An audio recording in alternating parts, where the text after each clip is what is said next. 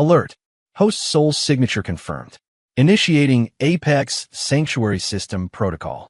Binding complete. Congratulations, host. You are now the 99th sect leader of Blackwood Sanctum. Welcome to your starter pack. One dilapidated gate. A main hall barely standing. A training ground overgrown with weeds taller than yourself. And one starving host. I, Ethan Hayes, lay on the creaking wooden cot, listening to the frigid, mechanical voice in my head, a blank expression fixed on my face. It had been 3 days since I'd woken up in this fantastical realm, a world where people could fly and disappear in a blink. 3 days. No food, no clean water, just the occasional drip from the leaky ceiling, barely enough to keep me from completely shriveling up. System, I rasped, my voice barely a whisper. Isn't this starter pack a little underwhelming? The system paused, as if scanning its database for an appropriate response. Host, this system is designed to cultivate the most formidable sect leader in history, one who is self-reliant and independent of external resources. Excessive starting advantages would extinguish your spirit of endeavor. But I'm literally starving to death. Please complete the novice mission promptly to acquire rewards and resolve your survival crisis. I rolled my eyes and pulled up the system panel.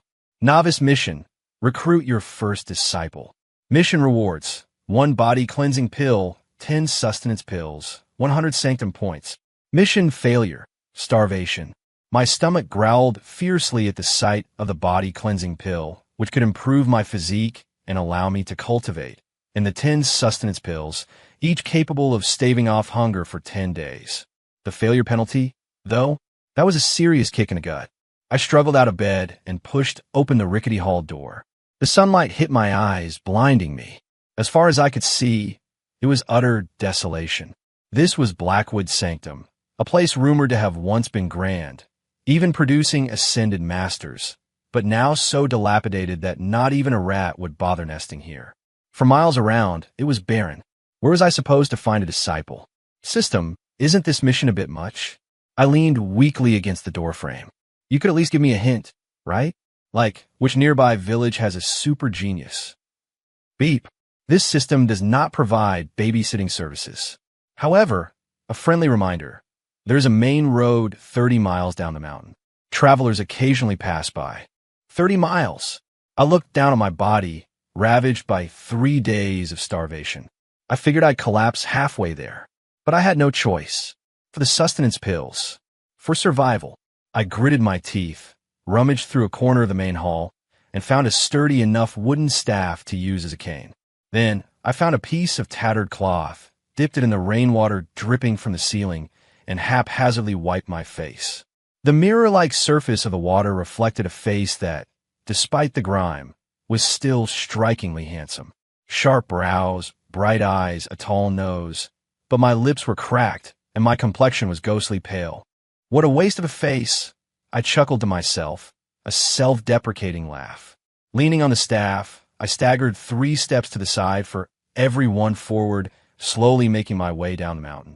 Dust swirled on the main road. I found a crooked tree and collapsed in its shade like a dead dog, feeling like my soul was being scorched out of my body by the sun. I'd been waiting here for nearly a day. Forget a prodigy. I hadn't even seen a passing merchant caravan. Just as I was getting so hungry my vision was swimming, and I started wondering if tree bark was edible, the faint, clear chime of bells drifted closer. My spirits lifted. I painfully raised my head. A donkey ambled into view from down the road, carrying a young woman in a pale green silk dress. She looked about 15 or 16, her hair styled in twin buns, her skin as fair as snow, and her almond eyes clear as a mountain stream. In her arms, she cradled a snow-white fox, gently stroking its fur, a faint smile on her lips. She seemed utterly innocent, untouched by the world's dust. My eyes widened, not because of her beauty, but because I saw shimmering words hovering above her head. Aptitude, innate Tao body, destiny, obscured by heavenly secrets. I nearly leaped to my feet in excitement. An innate Tao body. This was a legendary physique, rumored to be born close to the great Tao, allowing one to cultivate at 1,000 miles a day. Such a genius wouldn't just be fought over by my broken-down sanctum. Even the most prestigious academies would clamor for her. I absolutely couldn't let her get away. I took a deep breath, suppressing the wild joy in my heart, and rapidly activated all the cunning I'd acquired as a corporate drone in my previous life. If I just walked up to her and said, "I see you have extraordinary bones. Would you like to be my disciple?" she'd definitely think I was a con artist. I needed a strategy. As the young woman on her donkey drew closer, I steeled myself, clenched my jaw, and dashed out from behind the tree. With a perfectly executed trip and fall, I landed precisely 3 feet in front of the donkey. Oof! I let out a perfectly timed cry of pain, curling up on the ground, my body trembling slightly, my expression one of utter agony. Whoa! The young woman startled at the sudden commotion and quickly reined in her donkey. Her clear voice held a trace of anxiety. Are you okay?" I closed my eyes and, drawing on every ounce of acting skill I possessed, groaned, "Water! Water!" She hesitated for a moment, then dismounted, took a water skin from her saddlebag, and cautiously approached me, kneeling down. "Here you go." The cool, sweet water soothed my parched throat, and I felt life flowing back into me. I laboriously opened my eyes, looking at her beautiful, unblemished face so close to mine. I spoke in a voice that was world-weary, yet fragile. "Thank you, young lady, cough, cough, for saving my life." She quickly waved her hand, her cheeks faintly flushed. "It was nothing." What happened to you? Are you injured?" I slowly shook my head, my gaze drifting to the distant horizon. My eyes grew deep and desolate, as if bearing the solitude of ages. "I'm fine, just a backlash from peaking at destiny." I slowly sat up, my movements carrying an air of profound wisdom. She blinked her clear almond eyes, full of curiosity. "A backlash? Were you? You sound amazing." "Me?" I gave a self-deprecating smile, gazing at the sky at a 45-degree angle. "Just a seeker of the Tao, rejected by the heavens." As I spoke, I secretly observed her expression. Perfect. She was hooked. Sure enough, she looked shocked and awestruck, pressing me. "A seeker of the Tao? What's that? It sounds incredibly powerful." I gave a knowing smile, not directly answering, but changing the subject. "Young lady, what is your name?" "I'm Luna Vance," she replied obediently. "Luna Vance." I counted on my fingers, my brows furrowing slightly before relaxing. "A good name. Luna, you've come from the east, bound for Silver Pine City in the west, seeking a cure for the hidden injury of the spirit fox in your arms, haven't you?" Luna's eyes widened instantly, her mouth slightly agape, her face filled with disbelief. How did you know?" The little fox in her arms had indeed been injured a month ago, and she was on her way to Silver Pine City to find medicine. I smirked inwardly. Duh. The bag hanging from her donkey had the Greenleaf Apothecary marked from the east, and the sachet at her waist was a calming scent unique to Silver Pine City. Add to that the innate Tao body hovering above her head, and if I couldn't figure it out, my system would be useless. Outwardly, I remained calm and composed, merely stating, "As I said, I am a seeker of the Tao. All things in this world are but intersecting threads of karma in my eyes." Luna was completely awestruck, her gaze filled with reverence. "Senior, are you a deity?" I shook my head and sighed. "A deity? Ha, not anymore." I stood up, brushed the dust from my clothes, and looked as if I were about to float away. "Young lady, our paths diverge here. Farewell." "Wait. Senior, please." Luna rushed forward, grabbing my sleeve anxiously. This was exactly the effect I wanted. I stopped and turned back, looking at her with an expression of profound compassion. "What is it?" Luna bit her lip, gathered her courage, and with a soft thud, knelt on the ground. "Senior, I know my aptitude is dull, but I humbly beg you to accept me as your disciple. I'm willing to serve you, fetch tea, pour water, without a single complaint. Here we go." I was ecstatic internally, but outwardly I frowned, adopting a conflicted expression. "No, I am an unfortunate soul, and I vowed long ago never to take another disciple. If you follow me, you will only invite misfortune." Luna fears nothing. Her eyes were incredibly resolute.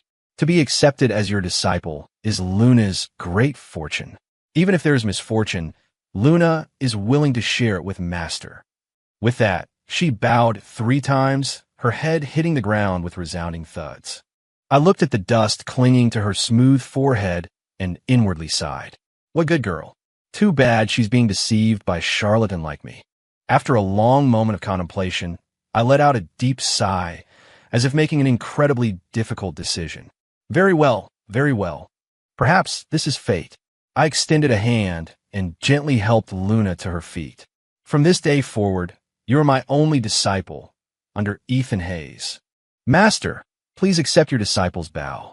Luna cried tears of joy, about to kneel again. No need for such formalities. I waved her off, turning my back to her, my voice carrying a hint of ethereal distance. Come with me, back to the mountain. Where Luna couldn't see, my lips stretched into a wide grin. Sustenance pills. Here I come. Beep. Congratulations, host, for completing the novice mission. Rewards are being issued. Back at the dilapidated Blackwood sanctum, Luna didn't show any disdain for the cobweb-covered hall and the yard full of weeds. Instead, her eyes filled with sympathy. Master, you've been living here all this time. Her wide, watery eyes welled up, her voice trembling slightly. I was about to claim my system rewards when I paused, then clasped my hands behind my back, assuming the posture of an enlightened master. The world's splendor is but fleeting. True cultivation lies within the heart, not in external things. This mountain, this hall, though run down, allows this master to calm his mind, comprehend the Tao, and stay far from the clamor of the mortal world. I almost believed my own words. Luna's reverence deepened, and she nodded emphatically. Master is right. Your disciple is enlightened. I gave a satisfied hum, already plotting how to subtly manipulate her into staying willingly. Luna, since you've become my disciple, I must test your character, I said gravely. From today onward, all the chores inside and outside the sanctum will be your responsibility. Are you willing? Sweeping the yard, patching the roof, washing clothes, cooking. These tasks would all temper her character. I thought it through clearly. First, exhaust her with chores, then once she got used to it, slowly teach her some basic cultivation techniques. As long as she stayed, my position as sect leader would be secure. To my surprise, Luna didn't hesitate for a moment. Instead, she bowed respectfully, her face solemn. Disciple is willing. Please rest assured, Master, Luna will keep the sanctum perfectly organized, so you won't be distracted by worldly affairs. With that, she put down her saddlebag, picked up a broom taller than herself from a corner, and began diligently sweeping the dust from the main hall. Her eager demeanor made me feel a little guilty. Ahem, Luna, no need to rush. You've traveled a long way. Rest first. Master, the path of cultivation demands seizing every moment. Sweeping the courtyard is also a form of cultivation. Luna said without turning her head, her voice firm, as she continued sweeping. I blinked. Well, she certainly learned my rhetoric. I shook my head, ignoring her, and immersed myself in my mind, happily checking my system rewards. Body cleansing pill. Cleanses marrow and purifies bones, fundamentally transforming the body. Can help mortals step onto the path of cultivation. Sustenance pill. 1 pill can stave off hunger for 10 days. Sanctum points. 100 points can be used to exchange items in the system shop.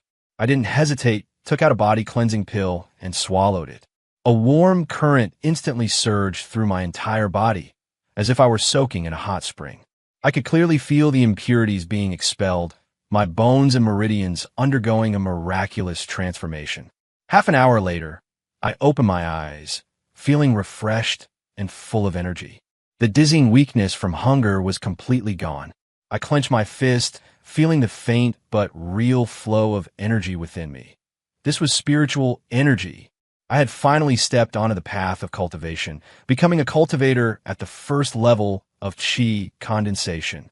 Though I was at the very bottom, I was a cultivator nonetheless. Grumble. Just then, my stomach rumbled again. Cleansing my body had consumed a lot of energy. I was even hungrier now than before. I quickly took out another sustenance pill and swallowed it. A feeling of fullness immediately washed over me. Ah, bliss. I sighed contentedly, then began to examine the 100 sanctum points.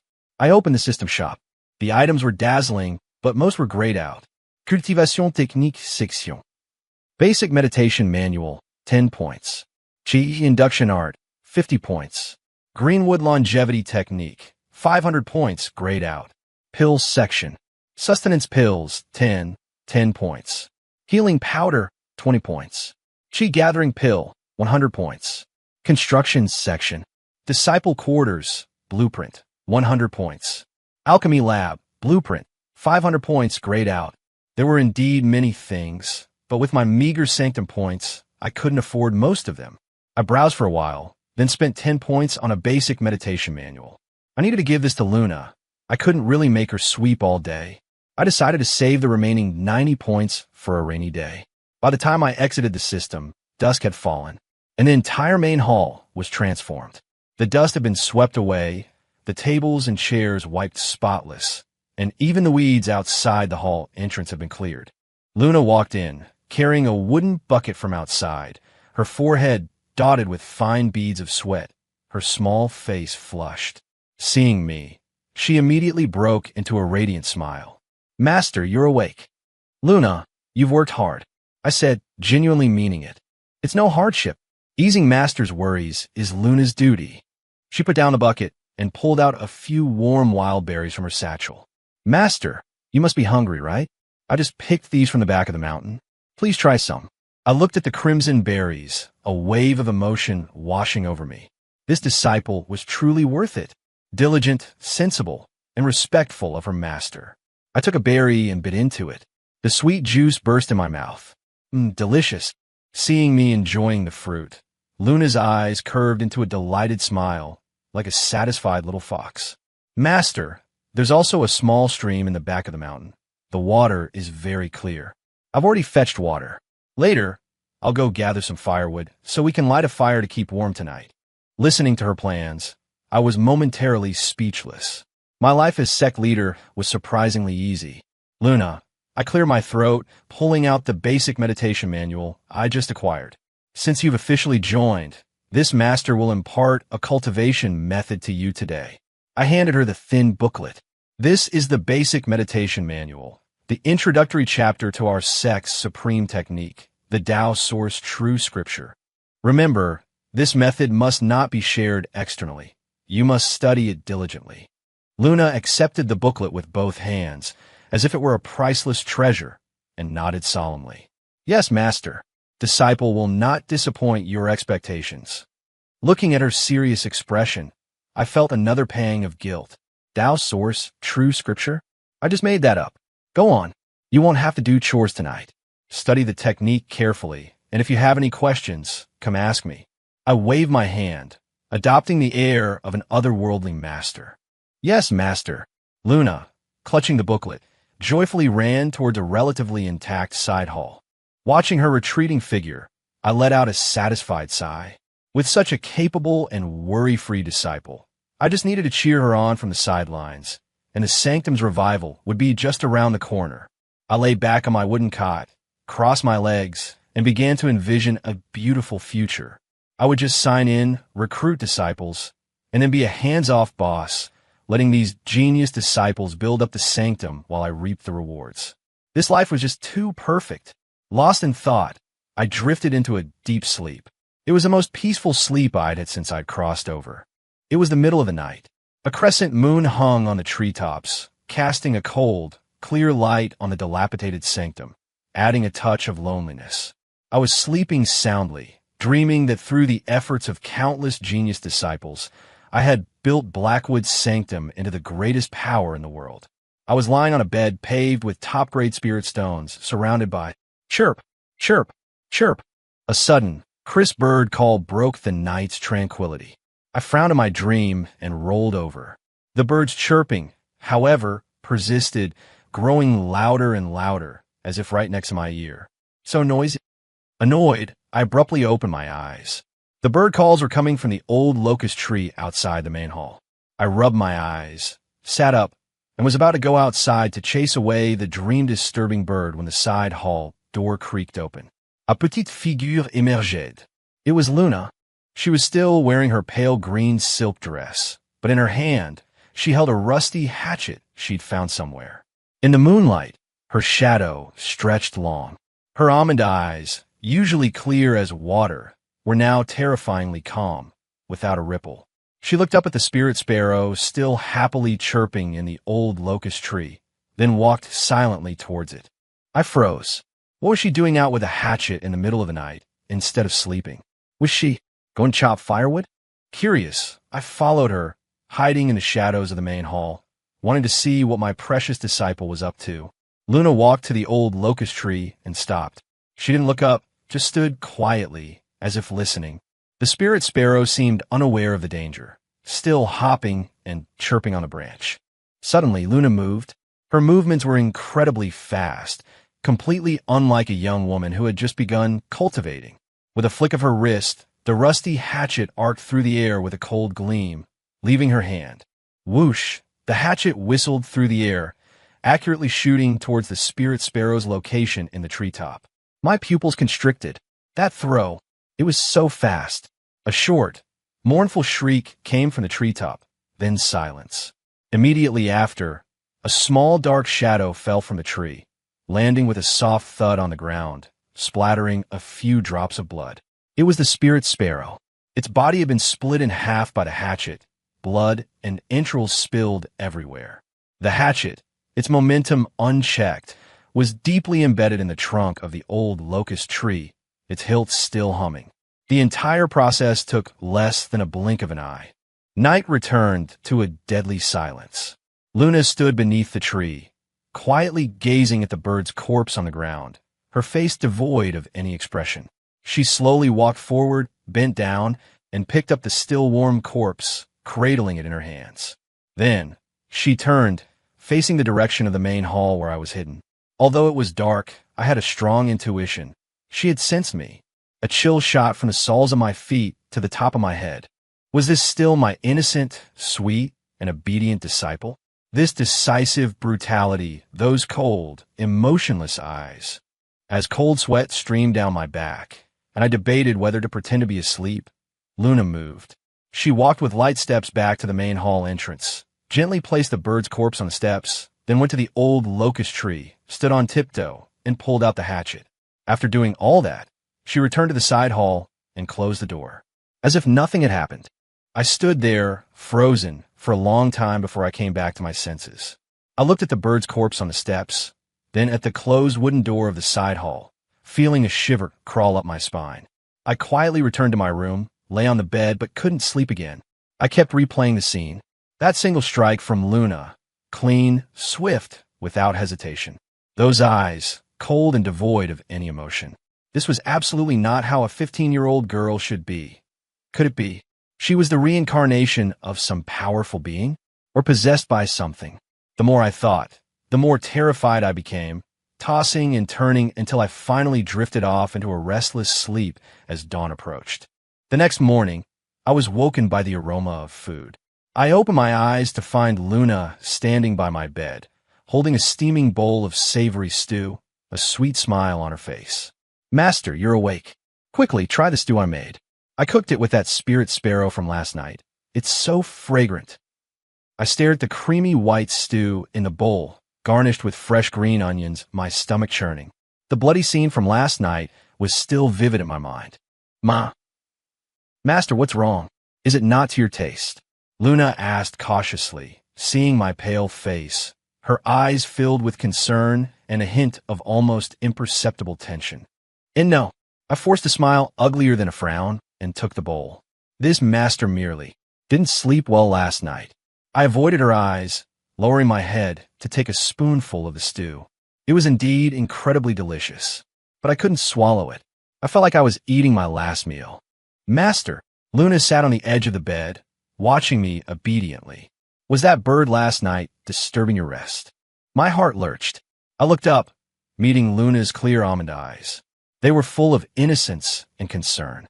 But behind that innocence and concern, I saw a hint of obsessive madness. I swallowed hard, testing the waters. Luna, why did you kill that bird last night? Luna tilted her head, her voice utterly matter-of-fact. Because it was bothering Master. Anything that disturbs Master's rest deserves to die, she added, her tone soft, but it sent shivers down my spine. Luna, a cultivator should have a compassionate heart. I felt I needed to give my disciple a lesson in morals. But Luna interrupted me, looking at me earnestly. Luna's compassion is only from Master. She paused, then a brilliant smile bloomed on her face, pure as a white lotus in full bloom. Master, rest assured, from now on, Luna will clear all obstacles for you. Whether it's noisy birds or ill-intentioned people, Luna will make them quiet forever. Gulp. I stared at her angelic smile, swallowing hard. I am screwed. I think I adopted a very problematic disciple. This isn't some innocent little white flower. This is a damn man-eating plant. Beep. Detecting possessive devotion, attribute in host disciple. System upgrading. Upgrade complete. Apex Sanctuary System officially renamed Obsessive Disciple Cultivation System. New mission issued. Recruit a second disciple within 3 days. Mission rewards. Mission failure. Be forever kept by your senior disciple. Me? Are you freaking kidding me? I stared blankly at the cold lines of text on the system panel, feeling like my worldview was being dragged through the mud. An obsessive disciple cultivation system? When the world was this? And forever kept? What kind of monstrous phrase was that? Didn't that translate to being turned into a human doll, or having my limbs chopped off and locked in a dark room? System, get out here. I roared in my mind. Explain yourself. What is going on? The system replied with its usual cold, mechanical voice. Host, as the text implies. This system detected the host's outstanding talent in recruiting disciples with special attributes, thus initiating a targeted optimization upgrade to better assist the host in establishing a unique sect. Unique sect? More like an insane asylum. I was close to losing my mind. And what's the deal with Luna? How can an innate Tao body also be obsessive?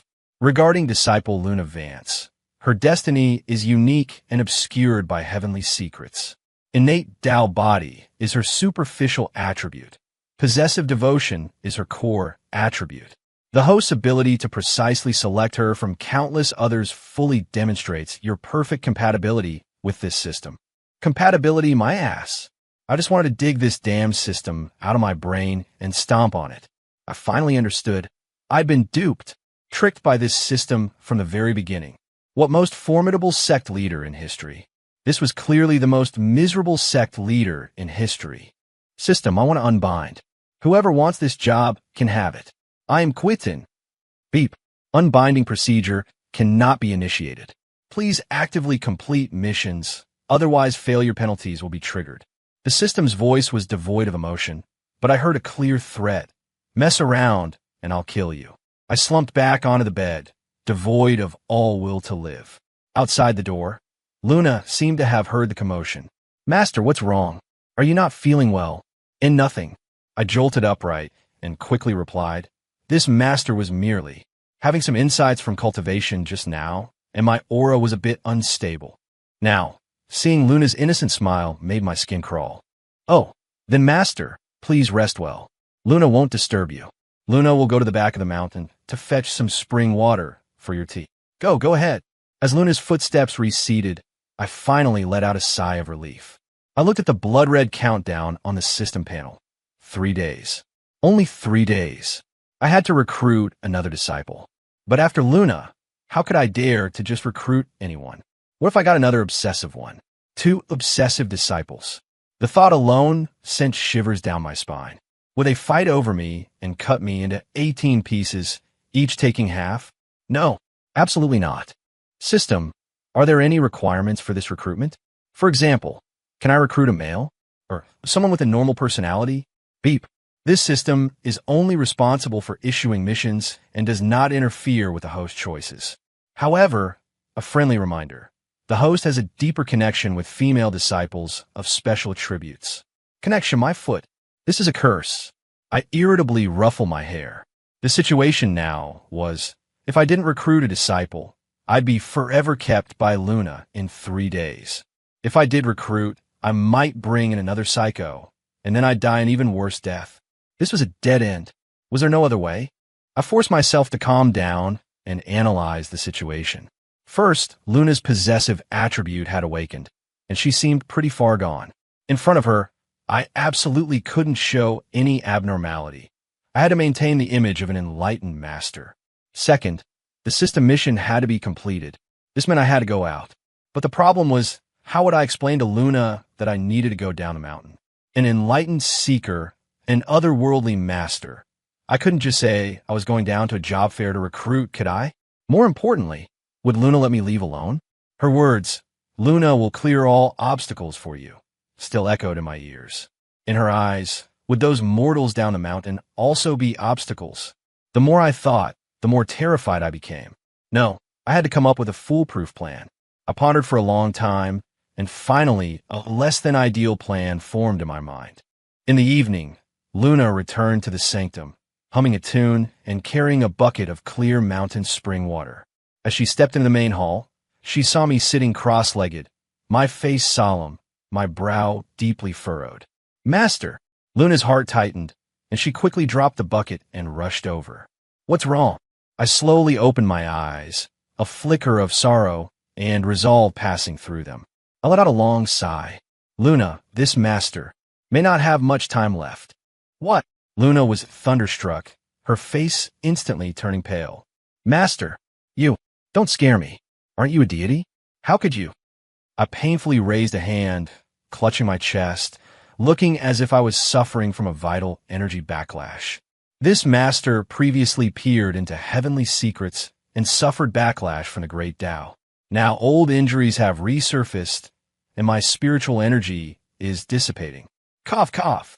I even added 2 perfectly timed coughs. "Master!" Luna's tears streamed down her face. She rushed to my side, grabbing my hand, utterly distraught. "Then, when we be done, is there any way to save you?" This was exactly what I was waiting for. I weakly shook my head. "Unless we can find a legendary 9-rebirth spirit grass, refine it into a pill, then this master's life can be prolonged." 9-rebirth spirit grass? Luna murmured. "Where can it be found?" This grass grows in extremely cold regions, blooming once every 1,000 years and bearing fruit once every 1,000 years. According to this master's calculations, a single stalk might be found near Dreadfall Gorge in the northern peaks, I said, making it sound utterly convincing. In reality, all this information came from the descriptions of the grayed-out items in the system shop. Northern peaks. Luna's eyes narrowed, then became incredibly determined. "Good. Master, wait for me. Your disciple will go find the medicine for you now." With that, she tried to stand up. "Stop." I grabbed her hand. "Luna, the northern peaks are incredibly dangerous, teeming with ferocious beasts. You have only just started cultivating. Going there now is tantamount to suicide. This master would rather die than have you risk your life for me." My words were sincere and deeply moving. Luna was even more touched, her eyes filled with tears as she looked at me. "Master, you are so kind to Luna. But without Master, what meaning would Luna's life have?"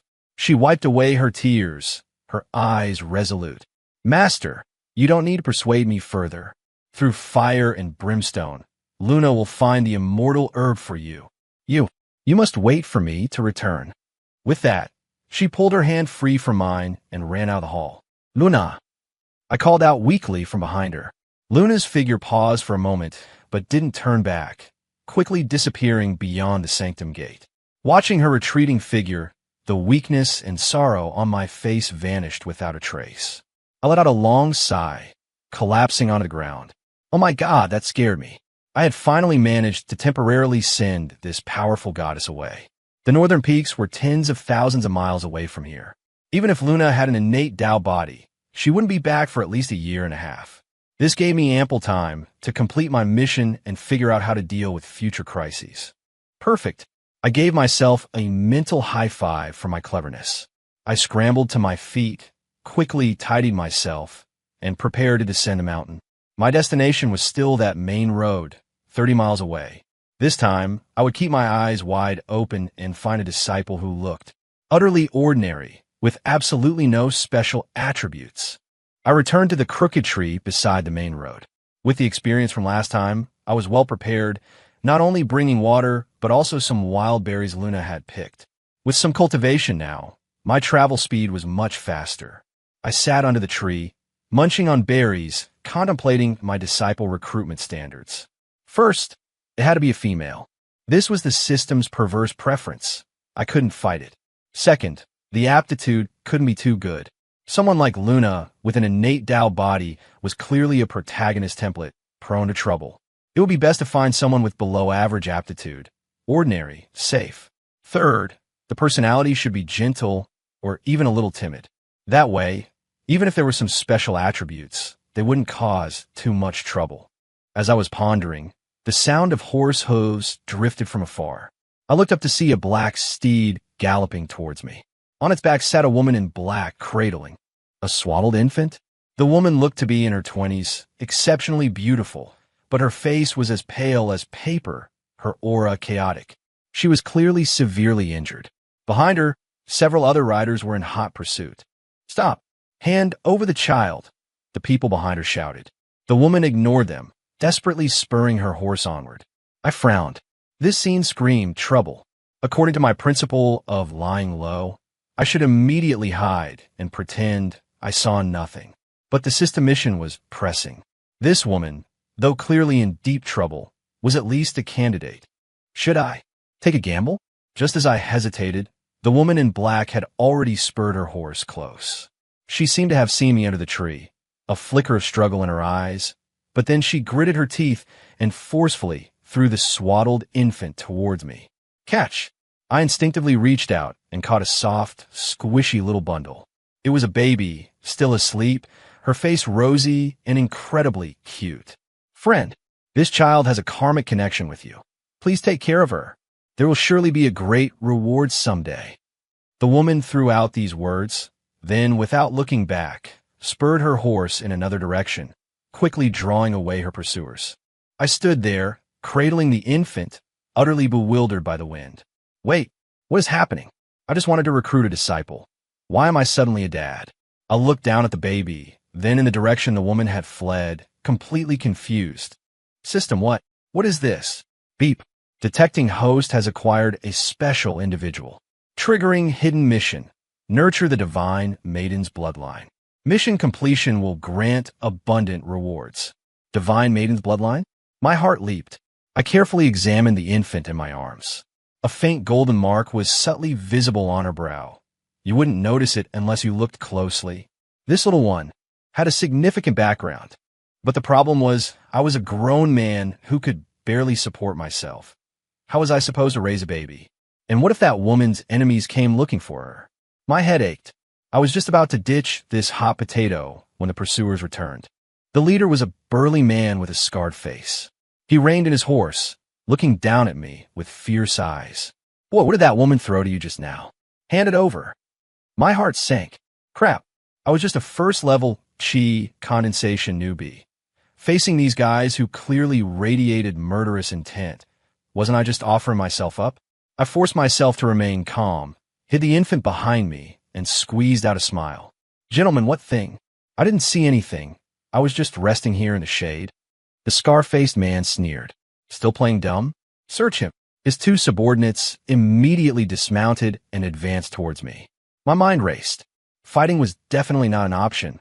Running was impossible. The only way was to bluff. I cleared my throat, my face instantly shifting into a profound, enigmatic expression.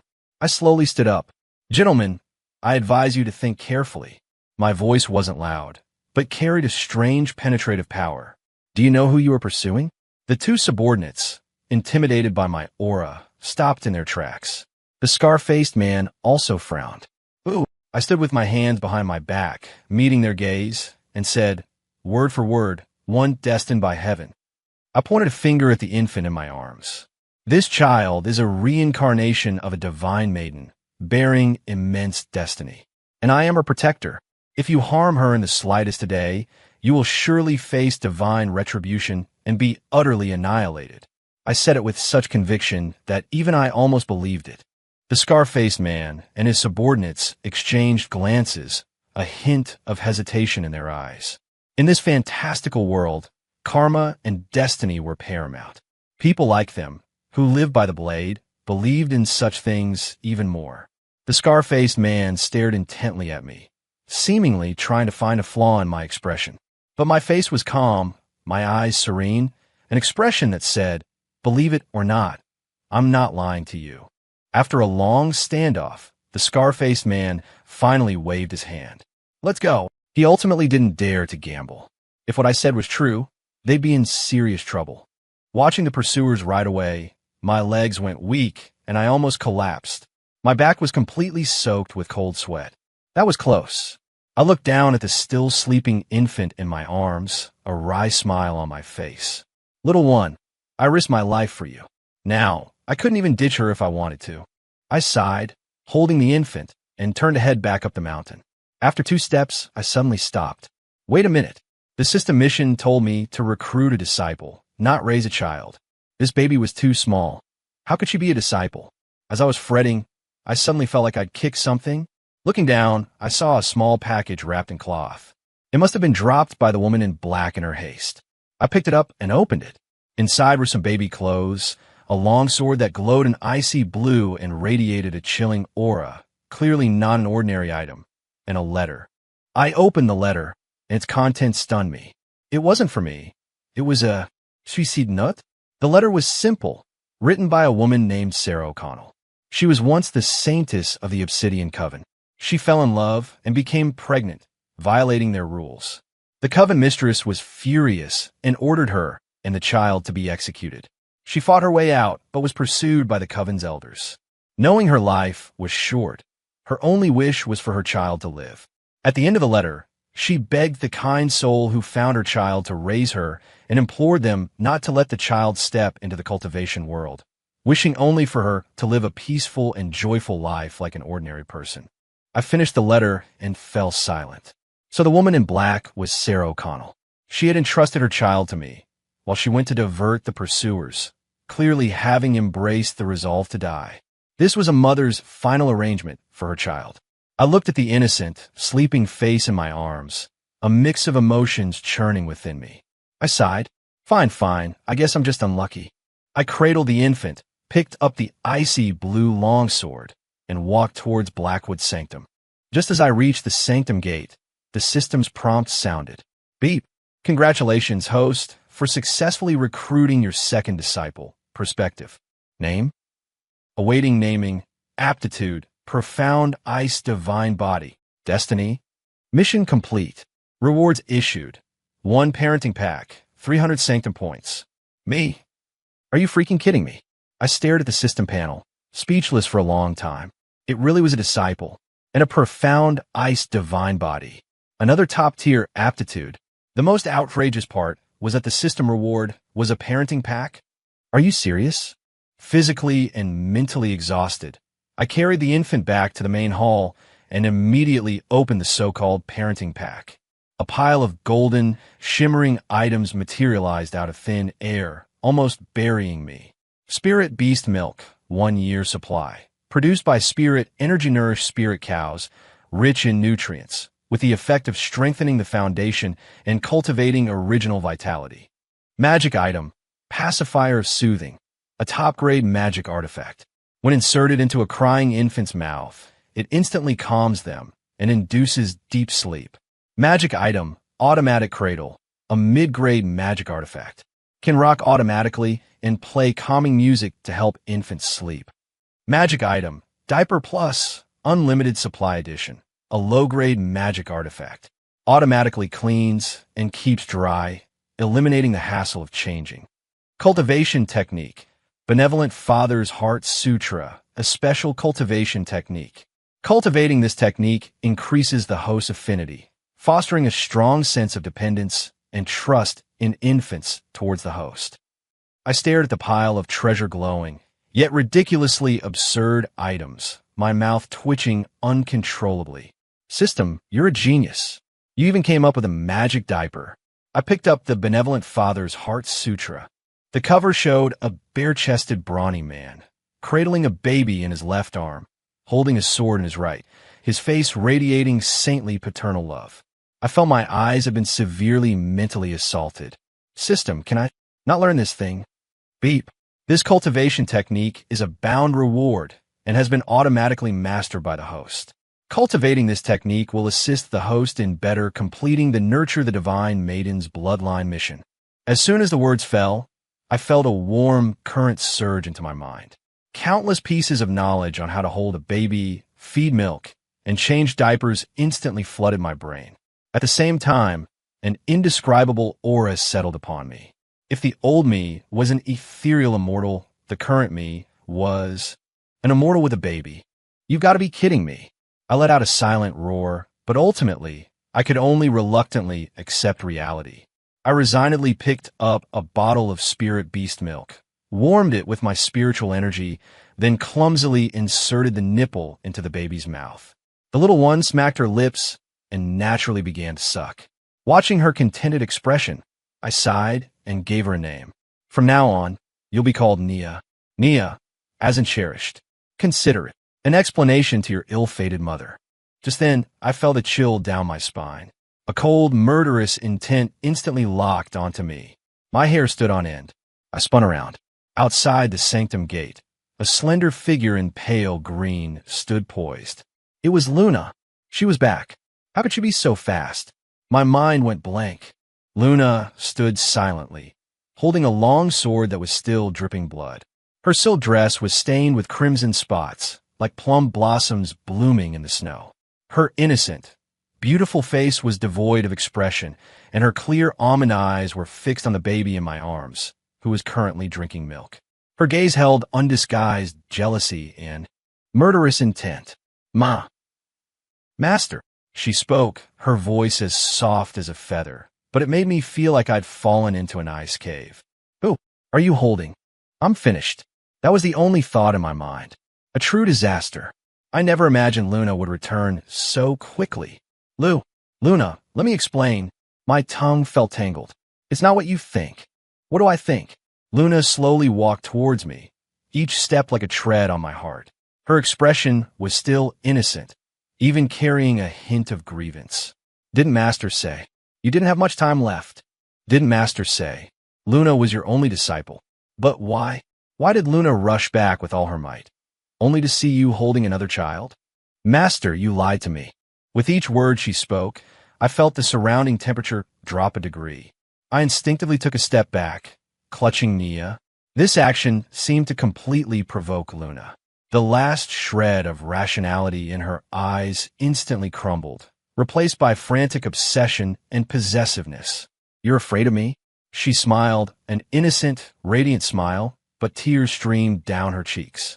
Master, why are you afraid of Luna? Luna loves you so much. Luna can do anything for you. It's her. It's this little thing. She stole Master from me.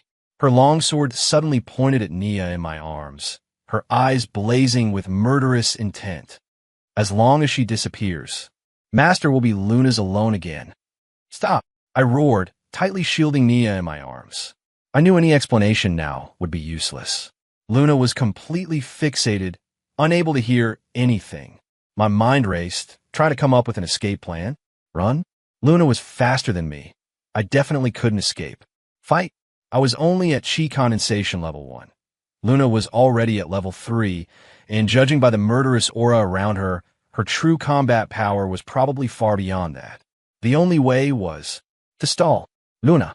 I forced myself to calm down, speaking in a tone of heartbroken disappointment.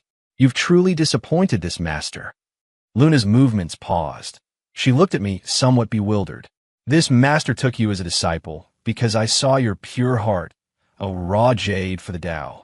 But now, you're blinded by jealousy, wanting to kill an infant in her swaddling clothes. Do you not care for this Master's teachings? I spoke with righteous indignation and a severe tone. Luna was stunned by my shouting. Some of the murderous intent in her eyes receded, replaced by grievance and panic. Master, I didn't mean to. I was just so afraid of losing you. Nonsense. I struck while the iron was hot. This child is the daughter of a dear friend of this Master. Her parents died, entrusting her to me in their final moments.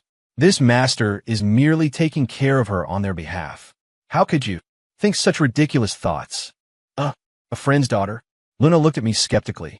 Exactly, I said, my face unchanging, my heart not skipping a beat. This master felt pity for her, alone and helpless, and planned to raise her and take her as an unofficial disciple to fulfill a friend's last wish. I even deliberately sighed after I finished. Never mind, since you cannot tolerate her, then this master will send her away now, lest discord grow between us, master and disciple. I made to walk away with Nia. No. Luna panicked, rushing forward to block me, her eyes brimming with tears as she pleaded. Master. Luna was wrong. Luna shouldn't have thought such things, shouldn't have doubted Master. Please don't send little junior sister away. Luna. Luna will treat her well from now on. I stopped, turning back, looking at her with an expression of grieved by her misfortune, angry at her weakness. Are those words true? True. Truly true. Luna nodded frantically, afraid I wouldn't believe her. I pondered for a long time, then slowly nodded. Very well. This master will trust you one more time. But if there's a next time? There won't be. Absolutely not. Luna quickly promised. Only then did I reluctantly carry Nia back inside. A crisis that could have easily ended my life was, for now, averted. I looked at Luna, who stood before me, tears still tracing paths on her face, an expression of regret, but I felt no happiness. I knew this was only temporary. Luna was like a ticking time bomb, ready to explode again at any moment. And now, I had an even smaller little junior sister by my side, one who needed more protection. This life is impossible. I looked at Luna, who was standing obediently nearby, even reaching out to touch Nia's face, and had only one thought. This is going to be truly chaotic. The immediate crisis was over, but the alarm bells in my mind never stopped. I was like a tightrope walker with a bottomless abyss below and Luna by my side, ready to push me off at any moment. To prevent Luna from causing any more trouble, I decided I had to keep her busy. Luna, disciple is here. Luna immediately trotted over like an obedient kitten. Luna, I see you are already at Chi Condensation Level 3. Your foundation solid, but your combat experience is still shallow, I said gravely. From today onward, I will put you through special training. Special training? Luna's eyes lit up. Indeed, I nodded, pointing to the dense forest behind the mountain. In that forest, there are many first-tier spirit beasts. Your mission is to hunt 10 spirit beasts daily to sharpen your combat skills. My plan was simple. First, it would give Luna something to do, so she wouldn't constantly watch me and Nia. Second, it would let her vent her undirected, murderous intent on the spirit beasts. 2 birds with 1 stone. Yes, Master. Luna will not disappoint you. Luna excitedly accepted the order, picked up her blood-stained longsword, which I still had no idea where she'd gotten, and charged into the back of the mountain. Watching her eager departure, I shook my head. Let's hope this works. I carried Nia, who was still drooling milk bubbles, back into the hall. The little one seemed hungry and started whimpering. I fumbled to feed her milk, change her magic diaper. After all that, I was drenched in sweat. After cultivating the Benevolent Father's Heart Sutra, I was quite adept at these tasks, but was it right for a grown man, a sect leader no less, to be a full-time, stay-at-home dad? I sighed, put Nia in the automatic cradle, and started thinking about my future. Now the sanctum had 2 disciples, one obsessive, one an infant. I, the sect leader, was only a Chi Condensation Level 1. The strongest combatant in the entire sanctum was the mentally unbalanced Luna. How was I supposed to lead this team? I opened the system shop, staring at my 300-plus sanctum points, deep in thought. This meager amount wouldn't buy much good stuff. I could buy 3 Chi Gathering Pills, which would quickly boost my cultivation to Chi Condensation Level 2, but what after that? I needed a method to consistently earn sanctum points. System, besides recruiting disciples, are there other ways to earn sanctum points? Beep. Completing sanctum missions, increasing sanctum prestige, and improving disciples' cultivation levels all grant sanctum points. Sanctum missions? I opened the mission panel, and sure enough, several new missions had refreshed. Sanctum construction, Build a disciple quarters. Reward, 50 sanctum points. Hunting mission, hunt a second-tier spirit beast. Reward, 100 sanctum points. Prestige mission, spread the name of Blackwood Sanctum in the villages below the mountain. Reward, 200 sanctum points. Seeing these missions, my eyes lit up. There's a way. The first mission was the simplest. There was a blueprint in the shop for 100 sanctum points, but I didn't know about the materials. The second mission, hunting a second-tier spirit beast, I definitely couldn't do myself, but Luna probably could. The third mission sounded the most abstract, but was also the simplest. It was just promotion, something I was good at. I decided on a two-pronged approach. I'd have Luna work on the hunting missions while I focused on the prestige mission. As for building the quarters, I'd wait until I had enough sanctum points. With a plan in mind, I felt a glimmer of hope return to my life. At sunset, Luna returned. She was covered in blood, radiating a fierce aura. But the moment she saw me, that aura vanished, replaced by an eager expression seeking praise. Master, I'm back. I killed 11 spirit beasts today. One more than you asked for. She proudly emptied a pile of spirit beast corpses from her storage pouch, stacking them at the hall entrance. I stared at the gory sight, my stomach churning, but forced a relieved smile onto my face. Good, very good. Luna truly has exceptional talent and learns quickly. Praised, Luna beamed like a child, her eyes curving into crescent moons. "Oh, right, Master," she said, as if remembering something, pulling another item from her storage pouch. "I also found this in the forest.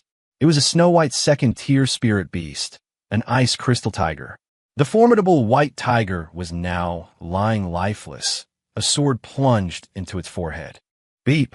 Detecting Disciple Luna Vance has completed the hunting mission. Reward, 100 sanctum points." My eye twitched as I looked at the white tiger's corpse. I had assumed Luna would only be able to handle first-tier spirit beasts. I hadn't expected her to casually dispatch a second-tier one. My disciple's combat power was a bit off the charts. "Luna, are you not injured?" I asked with concern. "No." Luna patted her chest, looking proud. "This big kitty tried to ambush me, but I took care of it with one swing. It didn't even touch my clothes." Me? I felt I might have misunderstood the word special training. I wasn't training a disciple. I was unleashing a beast. That night, Luna voluntarily took on the task of processing the spirit beast corpses. She skillfully skinned, desinewed, and deboned, carefully categorizing the most valuable materials. The remaining tiger bones and meat were roasted over a fire, sizzling and dripping fat. I sat by her side, holding Nia, watching her busy figure, my emotions complex. Aside from her mental instability, Luna was truly an impeccable disciple. Respectful, talented, diligent, and capable. If only she were a little more normal. "Master, have some meat." Luna handed me a golden brown roasted tiger leg, meticulously sprinkled with some spices she had gathered herself. I took a bite. The meat was firm, rich in spiritual energy. After finishing one tiger leg, I felt my spiritual power had grown significantly. "All right, Master." Luna, gnawing on a tiger claw, asked casually little junior sister, was she well behaved today? My heart skipped a beat. I knew the real conversation was coming. I replied, my expression unreadable. Nia was very well behaved. She ate and slept, no crying, no fuss. "Oh," Luna nodded, then tilted her head, asking innocently, "Master, won't little junior sister get bored always sleeping like this?" "She's a baby. That's just how they are. But I heard there's a soul-soothing incense. If lit, it can let people forever immerse themselves in beautiful dreams, never wake up, and never feel bored again." Luna looked at me, smiling innocently. "Master, do you think we should light one for little junior sister?" Cough, cough, cough, cough. I choked on a piece of tiger meat, nearly blacking out. Soul-soothing incense? That was for the dead. I looked at Luna's innocent smile, feeling a chill run up my spine. I knew Luna was testing me and warning me. She said she would treat little junior sister well, but her jealousy and murderous intent never vanished. I forcefully suppressed the fear in my heart, sternly scolded her. "Nonsense! How can a cultivator harbor such evil thoughts? Nia is your junior sister. You must cherish and protect her. How can you curse her like this? Master. Luna immediately looked wronged, her eyes reddening at my scolding. Punishment for you. No meat tonight. Go copy the sex core technique 100 times. Hand it to me first thing tomorrow morning. I decided to be more strict. Oh. Luna pitifully put down the tiger claw and slowly walked towards the side hall, constantly looking back. Watching her pathetic retreating figure, I felt no softening of my heart. Against an obsessive disciple, you absolutely couldn't be soft-hearted. You concede an inch, and she'll take 10, until she pushes you to a dead end. I had to make her understand from the beginning who was the boss of this household. Who set the rules. The next morning, Luna, with dark circles under her eyes, handed me the 100 copied pages of the core technique. She looked at me expectantly, like a puppy that had done wrong and was waiting for its owner's punishment. I checked them. The handwriting was neat. She had indeed copied them diligently. I breathed a sigh of relief, knowing my strict teacher strategy was working. It's good to correct one's mistakes, I nodded, taking the booklet. Don't let it happen again. Yes, master. Luna, seeing I was no longer angry, immediately brightened up. Today's special training continues as usual, I said. However, the mission is doubled. Go hunt 21st tier spirit beasts, or 2nd tier spirit beasts. Luna's face crumpled. What? Do you have an objection? My eyes narrowed. And no, disciple will go now. Luna stiffened, grabbed her sword, and ran off like a streak of lightning. With this powerful goddess sent away, I felt the air grow fresher. I settled Nia and prepared to descend the mountain to execute my sanctum promotion plan. My target this time was Greenhaven Village, the only village down the mountain. Greenhaven Village was small, with about 100 households, its people simple and honest. I, dressed in white, holding a beautiful infant, slowly walked into the village, immediately attracting everyone's attention. The villagers had never seen such a godlike figure and crowded around, curiously looking at me. Young master, you are. A white-haired village elder, leaning on a cane, asked cautiously. I smiled faintly, my demeanor ethereal. Elder, I am Ethan Hayes, the sect leader of Blackwood Sanctum, located on the mountain behind us. Blackwood Sanctum? The elder paused, then suddenly understood. Oh, you mean that. Abandoned temple from decades ago. My smile froze for a moment. Ahem, precisely. I cleared my throat and continued. Now, Blackwood Sanctum has reopened its gates and is widely recruiting disciples. I see that your village is blessed with outstanding individuals, so I have come here specifically to seek karmic connections with immortals. Upon hearing this, the villagers immediately erupted in chatter. Recruiting disciples? Like in the stories. Can they become immortals? My child is only 8. Will he do? How much tuition do we have to pay? I waved my hand, motioning for everyone to quiet down. Fellow villagers, listen to me. I stood on a large stone at the village entrance, holding Nia. My voice wasn't loud, but it clearly reached everyone's ears. Blackwood Sanctum recruits disciples not based on background or wealth, but on one thing, immortal affinity. I paused, looking around, seeing that everyone was captivated, then continued. What is immortal affinity? It's very simple. I pointed to myself. Anyone who can make my little disciple smile has immortal affinity. The villagers were all stunned. That's simple? Make a baby smile? Nia, in my arms, possessed the profound ice-divine body, naturally exuding a cold aura that kept people away. Though still an infant, she almost never cried, let alone smiled. I was deliberately exploiting this. I wanted to create an atmosphere of immortal affinity being hard to come by. The harder it was to get, the more precious it would seem. Sure enough, the villagers, half believing, began to line up. A sturdy, half-grown boy was first up, making funny faces at Nia. Nia looked at him expressionlessly, as if he were an idiot. The boy retreated. Next, an old woman came up with her grandson, trying to coax a reaction for a long time. Nia remained aloof, even yawning. After dozens of children tried, Nia didn't even bat an eyelid. The villagers' enthusiasm gradually waned, and they began to whisper. Is this immortal master a fraud? Right, who recruits disciples like this? This was exactly the effect I wanted. Just as everyone was about to disperse, a small child in split pants, with a runny nose, wobbled up to me. He held a grasshopper he'd woven from foxtail grass and offered it to Nia. "Sister, play." A miraculous scene unfolded. Nia, who had been expressionless all this time, looked at the crude grasshopper and actually, her lips curved upward slightly. Though the arc was tiny, it was indeed a smile. The entire scene instantly fell silent. Everyone's eyes widened, staring at this, as if they had seen a ghost. I was also stunned. No way. That worked. I was actually just putting on a show, planning to find some random excuse later to pick a child I liked and say they had a mortal affinity. I hadn't expected there to be a true, chosen one. Immortal. Immortal master. She smiled. She smiled. The little child's mother rushed over excitedly, incoherent. I snapped back to reality, an expression of gratified smile immediately appearing on my face.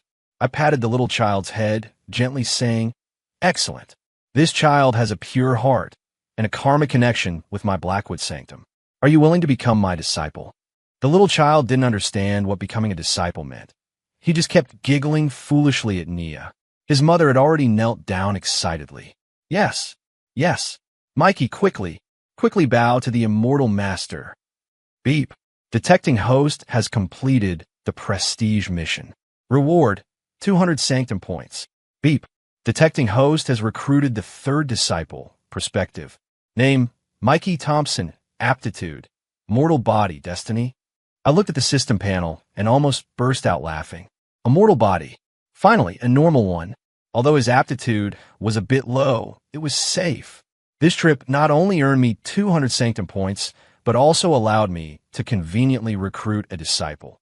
It was truly a double blessing.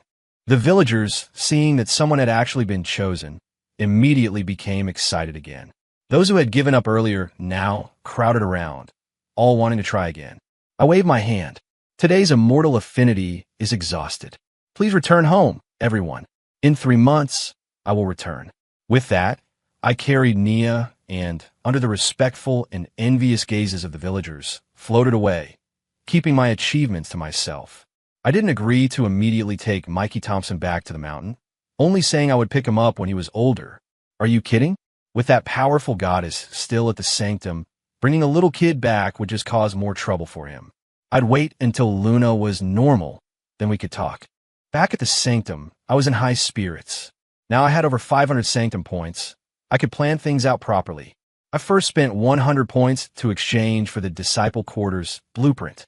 Disciple Quarters can accommodate 10 disciples with a built-in spirit gathering array, which can accelerate cultivation speed. Required materials: blue steel wood X100, dark iron X10, spirit stone X1. As soon as the materials list came out, my heart sank. Blue steel, what could be found in the back of the mountain, but dark iron. Where was I going to get that? Not to mention spirit stones. Those were hard currency, and I'd never even seen one. It seemed the path of sanctum construction was long and arduous. I sighed, then looked at the shop again. Should I first improve my own strength? I was only at chi condensation level 1. It felt incredibly insecure. I spent 300 points to exchange for 3 chi gathering pills.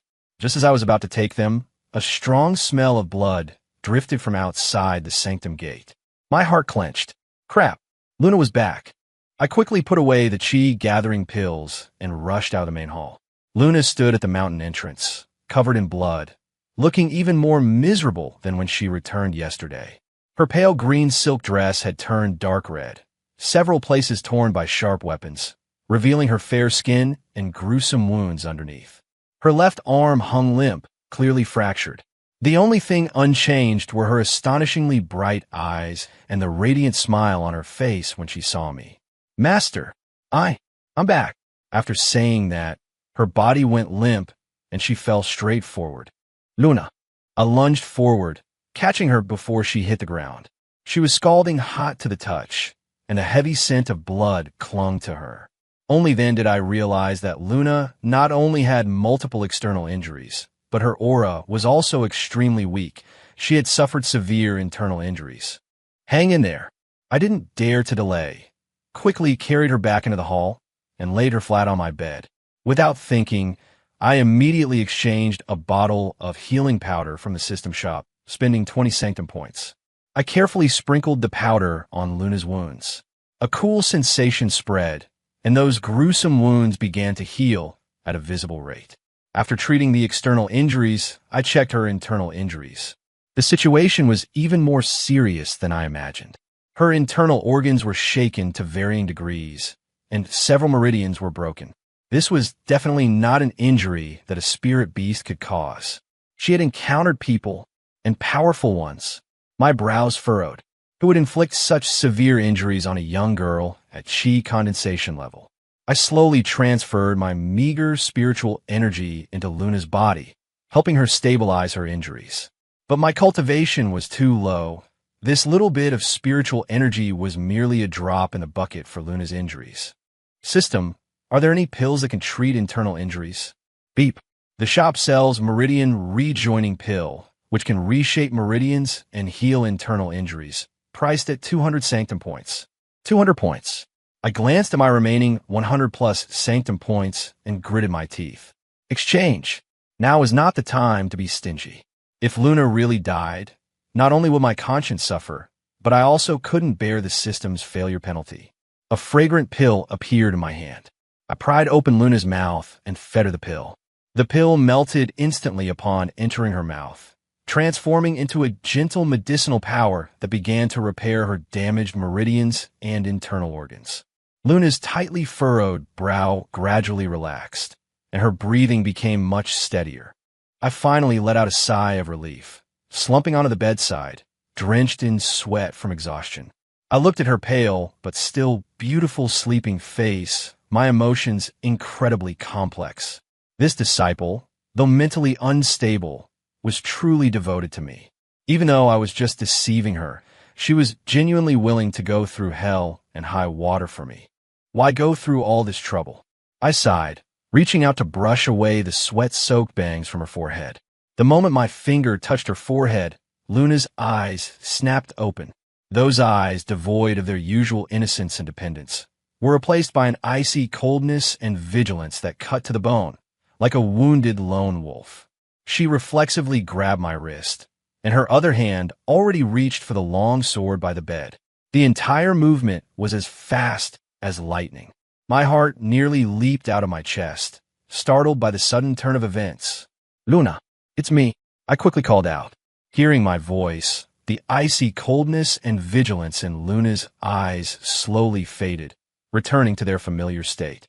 She stared blankly at me, her wrist still in my grasp, then at her hand reaching for the sword hilt, seeming somewhat disbelieving. Master." She released my hand, her voice tinged with panic and helplessness. I didn't mean to. It's okay." I suppressed the shock in my heart and spoke gently. "You've just returned from a life and death struggle. It's normal to be cautious." I was now certain that Luna was definitely not an ordinary 15-year-old girl. This kind of innate combat instinct and vigilance, etched into her bones, could only be possessed by someone who had experienced countless life or death battles. Who exactly was she? "Master, I'm sorry. I caused you trouble again." Luna lowered her head, like a child who had made a mistake. "Silly girl, what are you saying?" I patted her head. "You are my disciple. If I don't protect you, who will?" Luna looked up, her eyes red-rimmed, filled with gratitude and dependence. "Master." She suddenly reached out and wrapped her arms around my neck, burying her head in my chest, sobbing softly. "Master, I was so scared. I was so scared I would never see you again." My body stiffened. This was the first time I had such close physical contact with Luna. Her body was soft and warm, carrying a faint, sweet scent. But I dare not harbor any impure thoughts, feeling like I was holding a bomb that could explode at any moment. I could only stiffly pat her back, softly comforting her. "It's okay. It's all over now." Luna cried in my arms for a long time before gradually calming down. She looked up, her eyes still teary, and suddenly asked, "Master, your injury, is it healed?" I paused, then realized she was asking about the lie I'd fabricated about the heavenly secret backlash. Much better," I said vaguely. "Then, what about the spirit herb Luna found?" "Spirit herb?" Yes. Luna took out a jade box from her satchel and carefully opened it. I encountered people from the Azure Summit today. They were also looking for spirit herbs, so I just took it from them. I looked at the shimmering, immortal herb in the jade box, then at Luna's praise me expression, and for a moment, I didn't know what to say. Well, isn't that something? I finally understood how she got all those injuries. The Azure Summit was one of the top sects in this area. She, a Chi Condensation Level 3 cultivator, dared to steal something from the Azure Summit and succeeded? How utterly incredible! Master, quickly take it. Luna presented the jade box to me. I looked at the immortal herb, my head aching.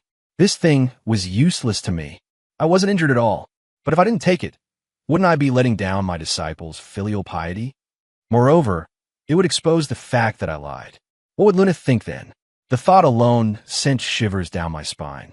I steeled my resolve, gritted my teeth, and decided to carry the act to its conclusion. I took the jade box, a touched expression on my face. Good.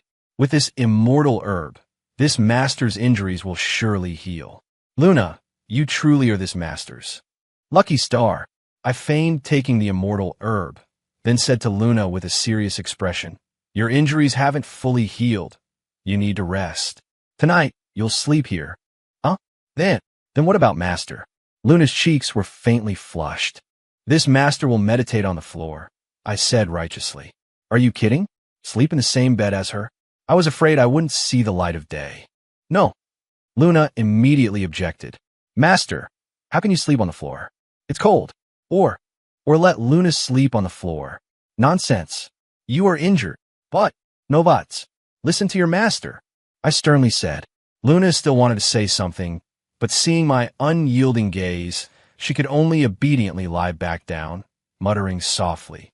Then if master gets cold, you can come and sleep with Luna. Me? Thank you so much. I meditated on the cold floor all night, my back aching. I swore that once I had enough sanctum points, the first thing I'd do was exchange for a blueprint for the sect leader's bedroom. The next day, Luna's injuries had mostly healed. Indeed, the Meridian rejoining pill was incredibly powerful. She woke up early, full of energy, and began cleaning the courtyard as if the critically injured person from yesterday wasn't her. I watched her busy figure, deciding to have a serious talk with her about the Azure Summit. Luna, disciple is here. Luna immediately put down the broom and ran to me. Yesterday, what happened? I tried to keep my tone as calm as possible. Why did you clash with the people from the Azure Summit? At the mention of the Azure Summit, Luna's face immediately fell, and she indignantly said, they were bad. They were unreasonable. She recounted the entire incident. It turned out that, following the clues I had fabricated, she went to a mountain range in the north to search for spirit herbs. She was lucky and actually found a high-quality spirit herb. But just as she was about to pick it, a team from the Azure Summit appeared. They were overbearing and arrogant, claiming they had discovered the spirit herb first and told Luna to get lost. Of course, Luna refused. Then they fought. The other party had 5 people, all stronger than her, including a Foundation establishment elder. Although Luna possessed an innate Tao body and exceptional combat power, 2 fists couldn't contend with 4. After a fierce battle, though she managed to snatch the spirit herb at great risk, she was severely injured and pursued all the way back, barely escaping. Outrageous! I roared after hearing her story, slamming the table. The Azure Summit, going too far. I was genuinely angry. Although the initial cause was my lie, the Azure Summit had ganged up on her, picking on a weaker opponent, and almost killed my disciple. I would remember this debt. Luna, seeing me angry on her behalf, felt a surge of warmth in her heart. All the grievances she suffered yesterday instantly vanished. Master, don't be angry. Luna is fine, she said obediently. As long as Master's injuries can be healed, any suffering Luna endures is worth it. I looked at her sensible demeanor and felt even more guilty. I took a deep breath and solemnly said to Luna, Luna, remember this. From today onward, no one, no power can bully you. Whoever dares to touch a single hair on you, this master, will make them pay with blood.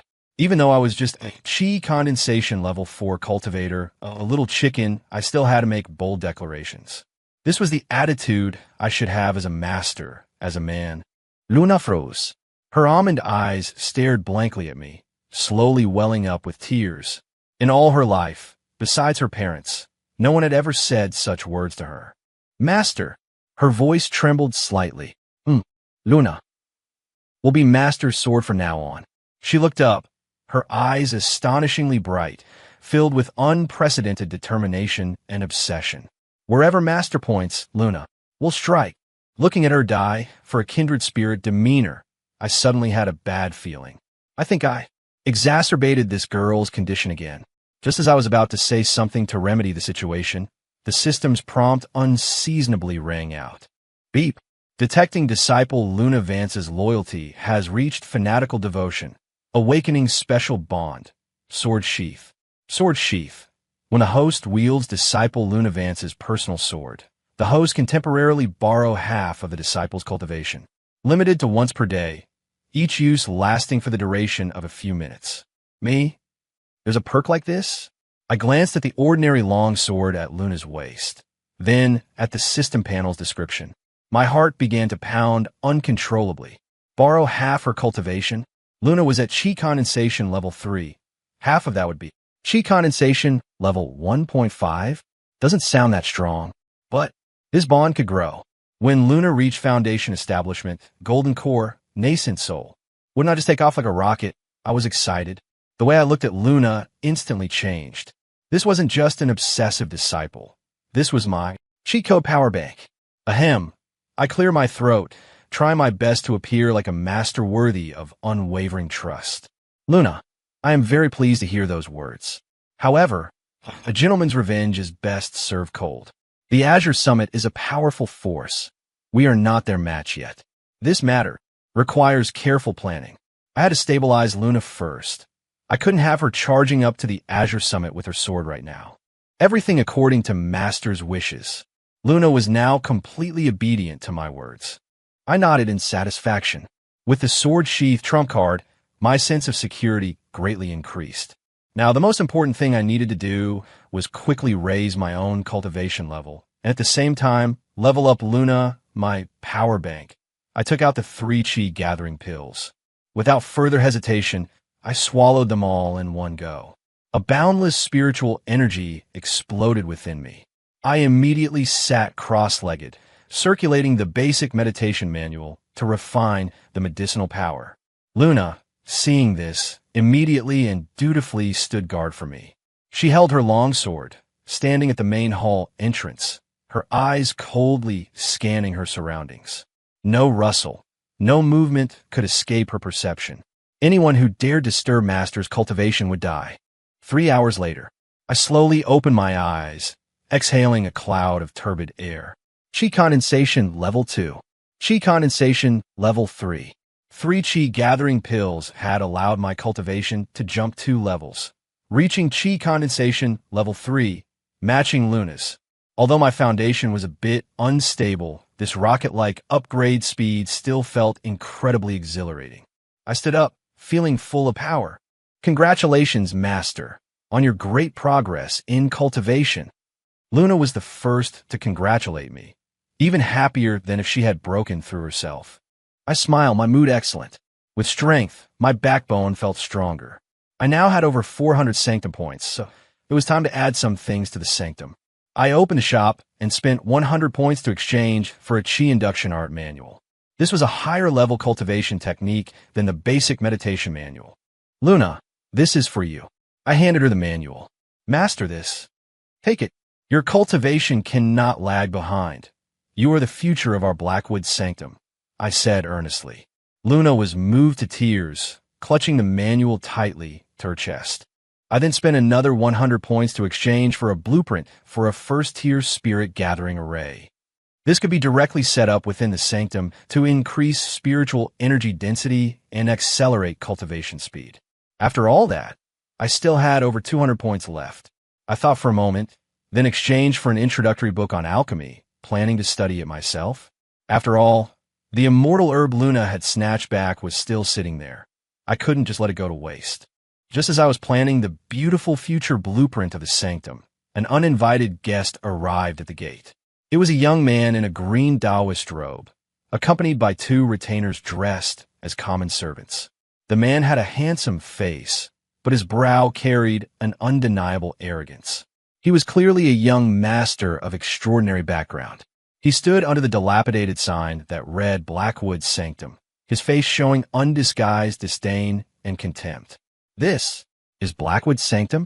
Heh, looks like a mass grave." One of his retainers immediately said ingratiatingly, "Young master, are you sure that a mortal maiden would live in a place like this?" "No mistake," the young man in green fanned himself. "I saw her enter this mountain with my own eyes. She must be a disciple from some fallen sect, out for experience." A flicker of greed and possessiveness flashed in his eyes. "Such beauty, coupled with such talent, only I, Brandon Cross, am worthy. Once I win her over, our two families combined, who in this 100-mile radius could possibly oppose us?" He was still indulging in his fantasies when Luna's cold voice drifted from inside the sanctum. "Who dares to cause such a commotion here?" Brandon looked up, and his eyes instantly widened. Luna stood poised on the steps, holding her long sword, looking down at them. The morning sun cast a golden halo around her, making her seem like a fairy descended from heaven. "Fairy!" Brandon immediately put on what he thought was his most charming smile, stepped forward, and bowed with cupped hands. "I am Brandon Cross, an inner disciple of the Azure Summit. I met you in the mountains yesterday, and was instantly smitten, unable to sleep a wink. I have come specially to pay my respects." He announced his lineage, expecting to see Luna's surprised or awestruck expression. After all, the Azure Summit was a golden signboard in this region. To his surprise, Luna's face instantly turned cold at the mention of the Azure Summit. A murderous glint flashed in her eyes. The Azure Summit, she sneered. A defeated foe, daring to bark on my Blackwood Sanctum's gates. Brandon's smile froze. His two retainers' faces also changed. Yesterday, they had indeed fought Luna and lost. 5 people, including a Foundation establishment elder and 4 late-stage Chi condensation disciples, had ganged up on a Chi condensation level 3 girl and not only failed to capture her, but she had even snatched away the spirit herb at the cost of severe injuries. If this news got out, the Azure Summit would be utterly humiliated. Brandon was both ashamed and furious, but remembering Luna's terrifying combat power, he didn't dare to act rashly. He took a deep breath, suppressed his anger, and adopted a fervent expression. "Fairy, yesterday's incident was our rashness. Consider that spirit my apology to you. I bear absolutely no ill will towards you, only boundless admiration." "Get lost." Luna's reply was simple and direct. Brandon's face completely darkened. "Fairy, don't refuse a toast to drink a forfeit. The strength of my Azure Summit is beyond your imagination. You injured our people yesterday and stole our spirit herb. We haven't even settled that score yet." "Oh," Luna raised an eyebrow. "Then how do you want to settle it?" "It's simple." Brandon, thinking she was intimidated, instantly regained his arrogance. "As long as you agree to become my Tao companion, yesterday's matter can be forgiven. Moreover, I can recommend you to join my Azure Summit. With your aptitude, you will surely become a core disciple with limitless prospects. Isn't this 100 times better than staying in this broken-down place?" His words were a mix of threats and inducements, both soft and hard tactics. In his opinion, any sane woman would know how to choose. However, Luna smiled. Her smile was innocent and radiant, but it sent shivers down Brandon's spine. "You mean, you want me to betray my sect?" "It's not really betrayal," Brandon chuckled. "A good bird chooses its tree. A wise minister chooses his lord. Surely, Fairy understands this principle." "I understand." Luna nodded, then slowly raised the long sword in her hand, its tip pointing directly at Brandon's brow. "Therefore, anyone who tries to poach my master's disciple deserves to die." Before her words finished, a fierce sword aura erupted from her. Brandon's face paled. He hadn't expected this woman to strike so suddenly and with such intense killing intent. "Protect the young master." The two retainers shouted, drawing their blades simultaneously and blocking Brandon. "Overestimating yourselves." Luna scoffed, her figure instantly vanishing from her spot. When she reappeared, she was already in front of the two retainers, a flash of sword light. Puffed. Two heads flew into the air, blood spraying all over Brandon's face. Brandon was scared out of his wits, his legs went weak, and he collapsed onto the ground. Instant kill. Those were two chi condensation level 5 cultivators. Just like that. Instantly killed with one sword strike. He looked at Luna in horror. Her innocent smile, coupled with a few drops of warm blood on her face, made her appear eerie and terrifying. Now it's your turn. Luna walked towards him, sword in hand, step by agonizing step. Brandon was so terrified he soiled himself, scrambling backward. Don't kill me. I'm the son of the Azure Summit leader. If you kill me, my father won't let you get away with it.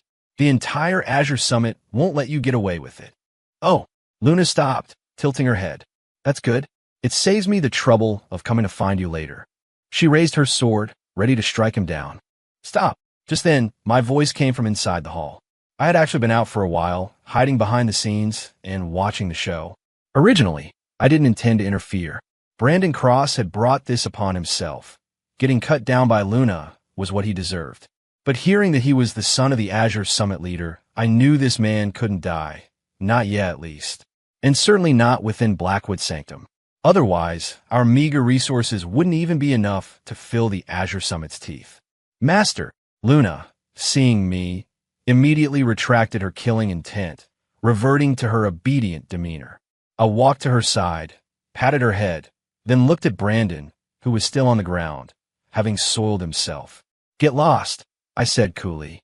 Brandon froze for a moment, then, as if pardoned, scrambled to his feet and ran without looking back. Master, why did you let him go? Luna asked, confused. I sighed, speaking earnestly. Luna, killing is the lowest form of revenge. I paused, a profound glint flashing in my eyes. True revenge is to break their spirit, to let him live with fear and shame, to let him be haunted day and night by the shadow of your sword. That, far more than killing him, will make him suffer. And besides, I smiled, keeping him alive might have other uses later. Luna listened, half understanding, but she felt that Master's words were so profound, so amazing. Master is brilliant. She looked at me with adoration. I nodded in satisfaction. At least I managed to smooth things over. However, what I didn't know was that tens of thousands of miles away in the northern peaks, beneath Dreadfall Gorge, a woman in black with exquisite beauty slowly opened her eyes. She was Sarah O'Connell. She hadn't died.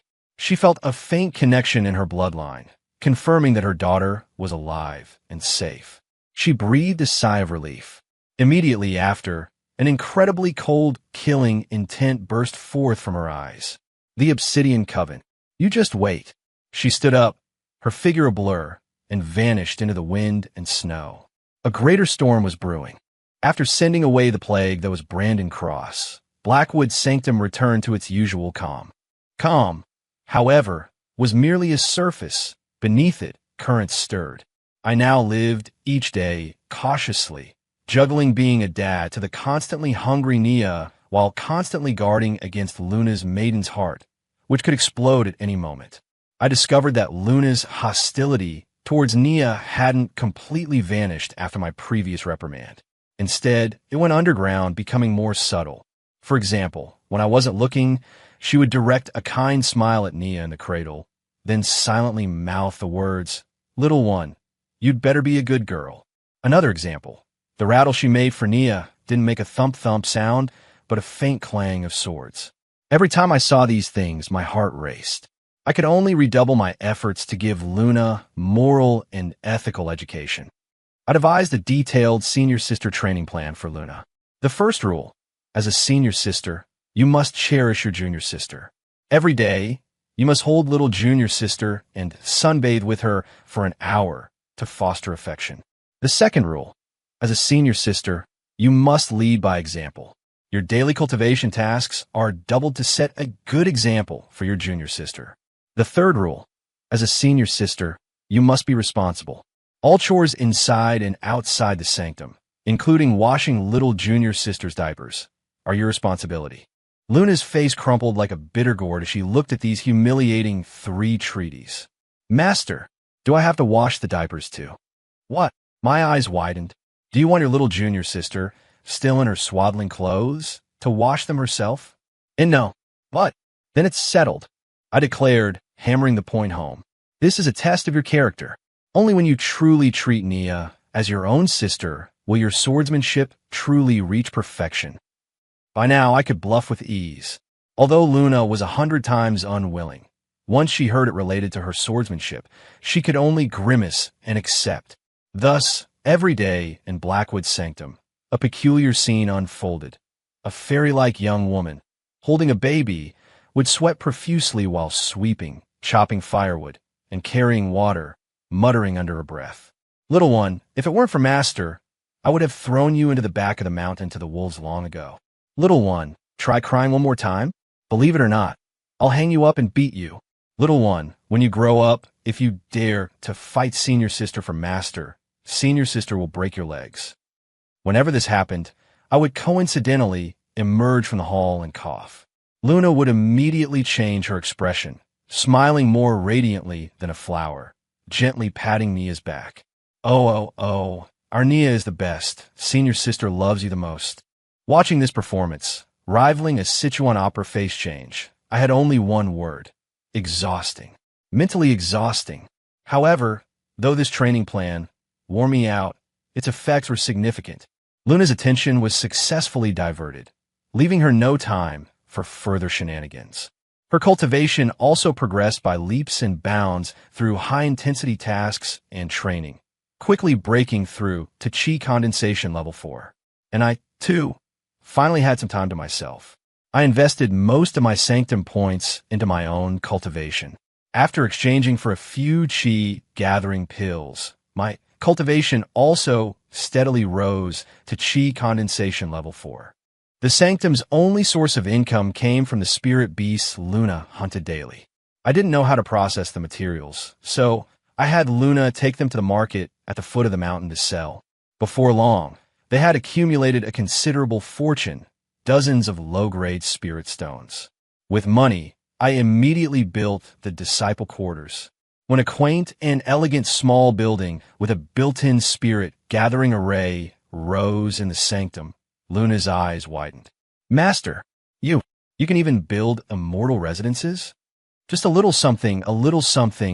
I casually waved my hand, concealing my accomplishments. Luna and Nia finally had their own rooms, and I no longer had to sleep on the floor. Life in the sanctum seemed to be moving in a positive direction, if there were no accidents. One day, I was in my room studying the alchemy primer when Luna suddenly rushed in, looking frantic. Master, this is bad. What's wrong? My heart clenched, thinking it was people from the Azure Summit attacking. Nia has a fever. I quickly rushed to the disciple quarters. Nia, in her cradle, had a flushed face, rapid breathing, and was frighteningly hot. How could this happen? I panicked. I used my spiritual energy to examine her and found that Nia's spiritual energy was incredibly chaotic, surging wildly, as if several forces were battling within her. Was this the profound ice divine body awakening? But she was still an infant. Her body couldn't withstand such dominant power. If this continued, her life would be in danger. System, quickly, is there any way to save her? Beep. Detecting disciple Nia Hayes' bloodline has prematurely awakened, resulting in energy rampage. Suggest using Ice Spirit Sap for suppression and guidance. Ice Spirit Sap? What's that? Where can I find it? Ice Spirit Sap, a third-tier heavenly treasure, a specialty of extremely cold regions. Shop price, 1,000 sanctum points. 1,000 points. I glanced at my balance, which was less than 100 points, and my heart sank. System, I don't have enough money. Can I get it on credit? Beep. This system does not support credit services. Damn it. I was pacing like an ant on a hot pan. Was I just going to watch this little one die in front of me? No. I remembered Sarah O'Connell's resolute face, her dying entrustment. I couldn't let her down. Master, what do we do? Little junior sister, Luna was almost in tears beside me. Although she often threatened Nia, in her heart, She had long regarded this delicate little junior sister as family. I took a deep breath, forcing myself to calm down. If I couldn't buy it, I could only steal it. I said to Luna, "Luna, watch Nia. I'm going out for a bit, and I'll be right back." With that, I spun around and rushed out of the hall. "Master," Luna wanted to chase, but looking at Nia, whose aura was growing weaker and weaker in the cradle, she could only stomp her foot and stay behind. I charged out of the sanctum gate, my target clear. The Azure Summit. I remembered that good-for-nothing Brandon Cross seemed to have an ice elemental spirit root. As the young master of the Azure Summit, he must have some ice attribute treasures on him. Even if it was a dragon's den, today I had to brave it. The Azure Summit sat majestically on the Azure Mountain range, its gates towering, its presence grand. Compared to Blackwood Sanctum's dilapidated state, it was like heaven and earth. I hid in the forest outside the main gate, my brows furrowed. The Azure Summit's defenses were strict. There were 2 Foundation establishment cultivators guarding the gate, and a mountain protecting array. Sneaking in silently was impossible. The only way was to force my way in. But how could I, at Chi condensation level 4, force my way in? I glanced at my waist, where Luna's personal sword hung.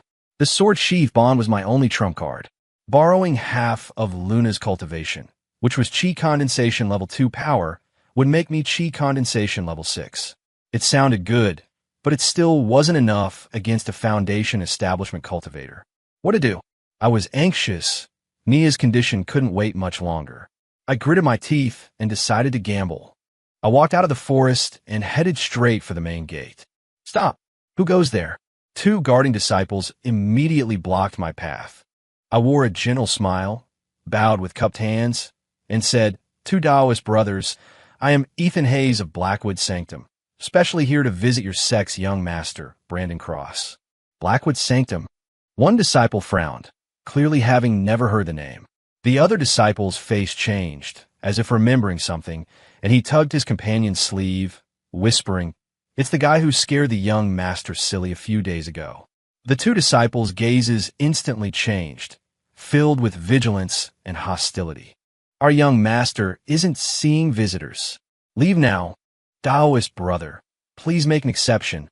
I maintained my smile. Brandon and I became fast friends, and today I've prepared a small gift to offer my apologies. As I spoke, I pulled out a perfectly roasted tiger leg from my storage pouch. The 2 guarding disciples were dumbfounded. This is a small gift? Are you trying to be funny? Get out. Get out now. If you don't leave, don't blame us for being impolite. I sighed. It seems this is the only way. The smile on my face vanished instantly, replaced by icy coldness. I gripped the hilt of the sword at my waist. Buzz, a powerful aura erupted from me. Chi condensation level 6. The 2 guarding disciples' faces changed dramatically. Before they could react, I moved. My figure was like a ghost, instantly appearing before them. Bang, bang. 2 swift hand chops, precisely striking the back of their necks. They didn't even groan before they passed out. I dragged them into the forest, changed into one of their clothes, and swaggered into the Azure Summit. Along the way, I encountered several patrols of disciples, but I managed to bluff my way through, using the excuse, "By young master's order, I have an urgent matter to report." Soon, I arrived at Brandon Cross's residence. It was an extremely luxurious courtyard with carved beams, painted pillars, artificial mountains, and flowing water. Far more impressive than my entire Blackwood Sanctum. I didn't hesitate, directly kicking open the main door. "Brandon Cross, get out here now." In the courtyard, Brandon was frolicking with several beautiful maidservants, startled by the sudden kick. When he saw it was me, his face turned pale. "Yo, how are you here?" He would never forget the fear of being dominated by Luna's sword outside Blackwood Sanctum that day. "Enough nonsense." I advanced towards him step by step, my eyes blazing with cold light. "Hand over everything you have that's ice attributed." I had no time for pleasantries. I had to act fast. "Yo, what do you want to do?" Brandon scrambled backward. "Guards. Assassin." Noisy. My figure flickered, and I was already in front of him, grabbing his neck and lifting him. "I'll say it again. Hand over the items." Brandon's face turned red, struggling for breath. his eyes filled with terror. He had no doubt that this man in front of him would truly kill him. He struggled to pull out a pile of items from his storage ring. Pills, magic artifacts, spirit stones. I swept my spiritual energy over them and quickly found my target. A jade box containing a crystal-clear segment radiating extreme cold. A 10,000-year ice marrow. Though not ice spirit sap, this item was of higher grade. It was enough. I snatched the item, then threw Brandon to the ground like trash. I got what I needed, time to withdraw. However, as soon as I turned around, a dozen powerful auras surrounded me from all directions. The leader was a middle-aged man with a dignified face, none other than the Azure Summit leader, Robert Cross. He looked at his disheveled son, then at me, his eyes blazing with fury. How dare you trespass into my Azure Summit, injure my son? You seek death. He exuded the terrifying pressure of a golden core cultivator. I felt like I was being crushed by a mountain, unable to even move a finger. I'm done for. I screwed up this time. I never expected the Azure Summit's reinforcements to arrive so quickly. Dad, kill him. Kill him for me. Brandon crawled up from the ground, pointing at me, screaming hysterically. Robert Cross snorted coldly and raised a hand, intending to strike me dead with a single palm. At this critical moment, a clear sword cry resonated through the sky. Zing! An incredibly fast sword light streaked from the horizon, instantly arriving before me, blocking Robert Cross's palm strike. Boom! A huge explosion ripped through the air, leveling the entire courtyard. As the smoke and dust cleared, a petite figure stood, sword in hand, blocking me. It was Luna. How did she get here? I looked at the familiar back, both shocked and touched. Who dares? Harm my master. Luna slowly turned her head. Her innocent almond eyes now held an endless abyss capable of freezing souls. Luna, how did you get here? I asked, a mix of shock and joy. Wherever master goes, Luna goes, Luna replied, without turning her head, her voice cold. Luna said she would clear all obstacles from master. She shielded me behind her, standing alone against the powerhouses of the entire Azure Summit. Her small frame, at this moment, was like an insurmountable mountain. What an arrogant little girl. Robert Cross trembled with rage, seeing his courtyard reduced to ruins. You are the girl who injured my son and stole our sex spirit herb. So what if I am? Luna said expressionlessly. Good. Very good. Robert Cross laughed in extreme anger. Today, neither you nor your disciple will leave my Azure Summit alive. Form the array. At his command, the surrounding Azure Summit elders and disciples immediately moved, encircling me and Luna. A deadly sword array instantly took shape. My face was grim. I could feel the power of this sword array. It was capable of annihilating any cultivator below the Golden Core stage. Luna, can you handle it? I whispered. Master, don't worry. Luna's voice remained calm. Just a bunch of insignificant gnats. Before her words finished, she moved. Her figure transformed into a green lightning bolt, charging directly into the sword array. Seeking death. The elder presiding over the sword array sneered, activating the formation. Countless sharp sword energies, coming from all directions, rained down on Luna. However, Luna's figure weaved through the sword rain, as if strolling through a garden. Her swordsmanship was fast, precise, and ruthless. With every swing of her sword, an Azure Summit disciple fell. She was like the most elegant dancer, dancing on the blade of death. Blood became her most dazzling accompaniment. Screams rose and fell. In just a short while, the Azure Summit sword array was shattered and in disarray, utterly routed by her. Everyone was stunned by the scene before them. Was this still a chi condensation cultivator? Even a golden core expert couldn't have so easily broken their mountain-protecting sword array. Robert Cross's face was incredibly grim. He knew he had misjudged her. This young woman was definitely not an ordinary genius. She was a monster. Attack together. Kill her, he roared, making the first move himself. The pressure of a golden core cultivator was unleashed without reservation, striking at Luna with a palm. The remaining several Foundation establishment elders also attacked simultaneously. They intended to crush this monster completely with overwhelming power. Facing the siege of several powerhouses, a hint of solemnity finally appeared on Luna's face. But only solemnity. Her eyes, instead, burned with an even more vigorous fighting spirit. "Bring it on!" She let out a soft cry, and the long sword in her hand emitted a clear, ringing chime. A terrifying aura, far more intense than before, erupted from her. Chi condensation level 5. Chi condensation level 6. Chi condensation level 9 peak. She had broken through during the battle. What? Everyone was stunned. Breaking through in battle. That was something only seen in legends. Slash. Luna swung her sword. A terrifying sword energy, 100 feet long, swept out. The two Foundation establishment elders blocking her path were instantly cut into bloody mist before they could even scream. Robert Cross's palm print was also split in half by this sword strike. He himself was sent reeling backward by the immense force, his blood and chi churning. The power of a single sword strike, terrifying to this extent. The entire scene was dead silent. All the people of the Azure Summit stared at the young woman holding the sword, their eyes like they were seeing a devil. Too terrifying. This woman was practically inhuman. I watched from behind, utterly dumbfounded. I knew Luna was strong, but I never imagined she could be this strong. To contend with a golden core cultivator with a chi condensation body. If this news got out, the entire cultivation world would be shaken. "You, who exactly are you?" Robert Cross stared at Luna in horror, his voice trembling. Luna didn't answer him. She slowly raised her sword, its tip once again pointing at Robert Cross. Her eyes held only icy, killing intent. Today, everyone here who tried to harm her master had to die. Stop. Just then, a withered yet authoritative voice came from the back of the Azure Summit.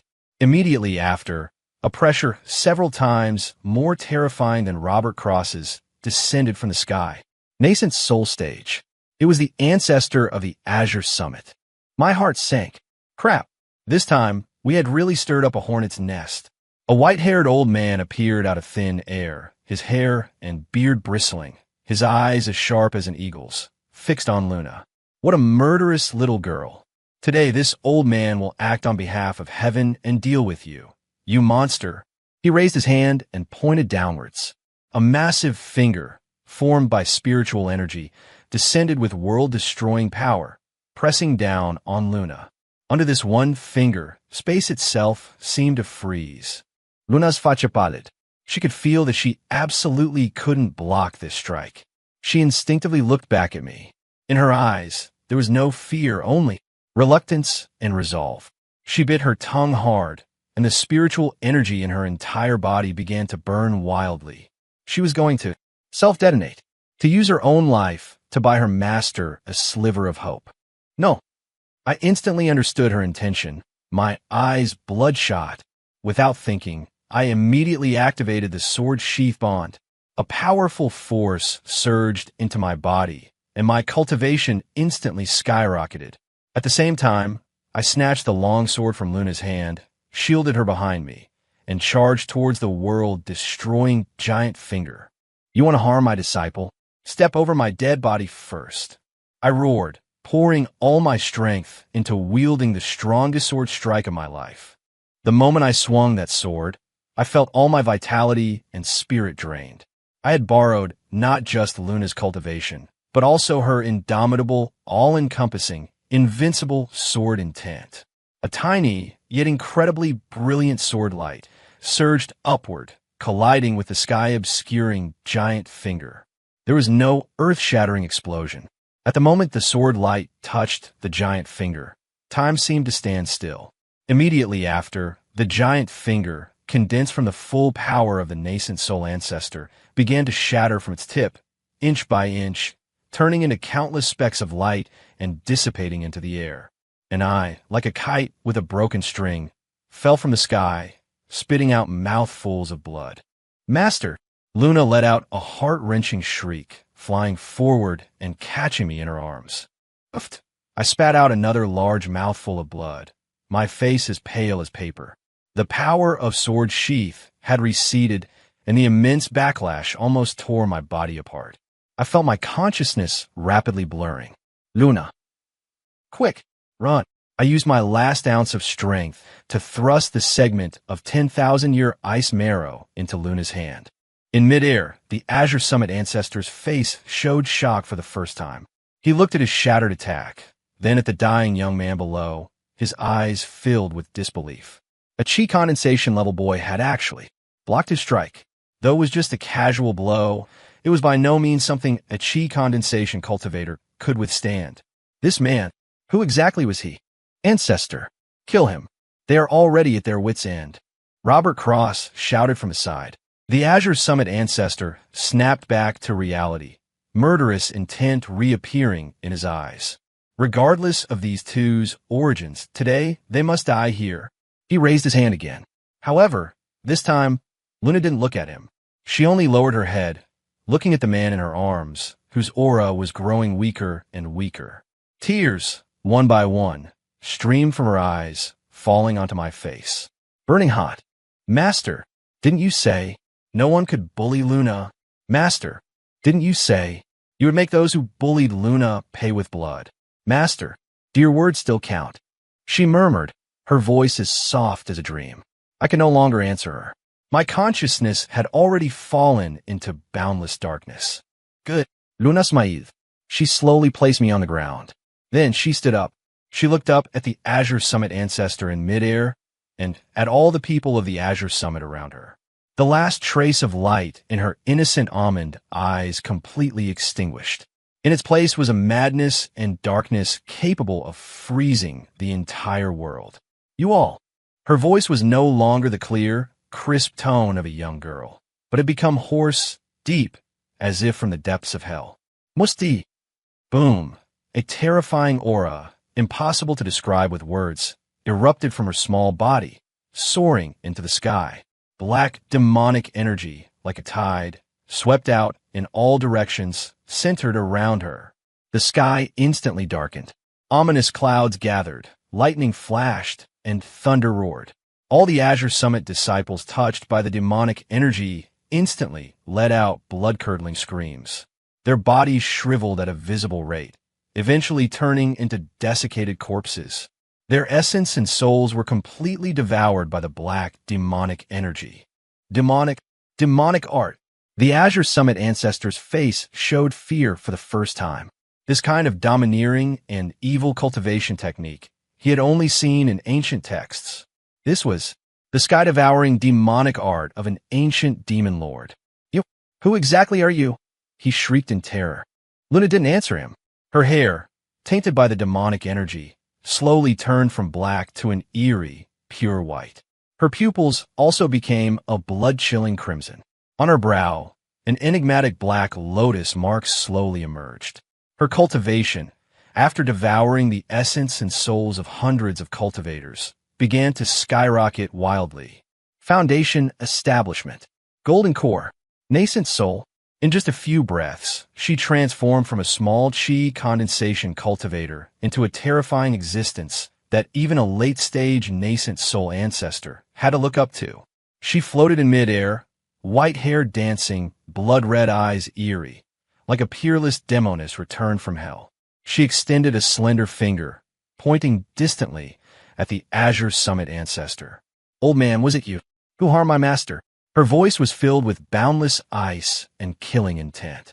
The Azure Summit ancestor was scared out of his wits. Without thinking, he transformed into a streak of light, trying to escape this place of trouble. However, as soon as he flew 100 meters, he felt the surrounding space tighten, as if gripped by an invisible giant hand. He turned back in horror. Luna was looking at him with an indifferent expression, slowly clenching her fist. I said, puffed. The Azure Summit ancestor's body, like a balloon being squeezed, exploded in midair, turning into a cloud of blood mist.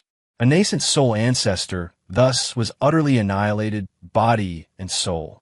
The entire scene was dead silent. The remaining Azure Summit disciples, including Robert Cross, all collapsed to the ground, soiling themselves, without even the courage to flee. Luna didn't even glance at them. She slowly descended from the air, the demonic energy on her body gradually receding, her white hair and blood-red eyes returning to normal. She walked to my side, carefully picking me up. "Master, don't be afraid. Luna is here. Luna will take you home." She held me, step by step, walking out of the Azure Summit, which had transformed into a living hell. Behind her, black demonic flames soared into the sky, engulfing the entire Azure Summit.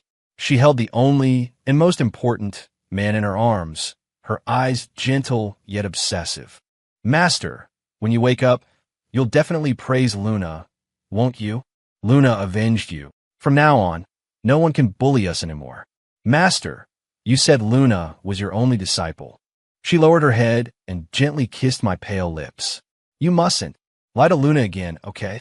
Otherwise, Luna doesn't know what she might do."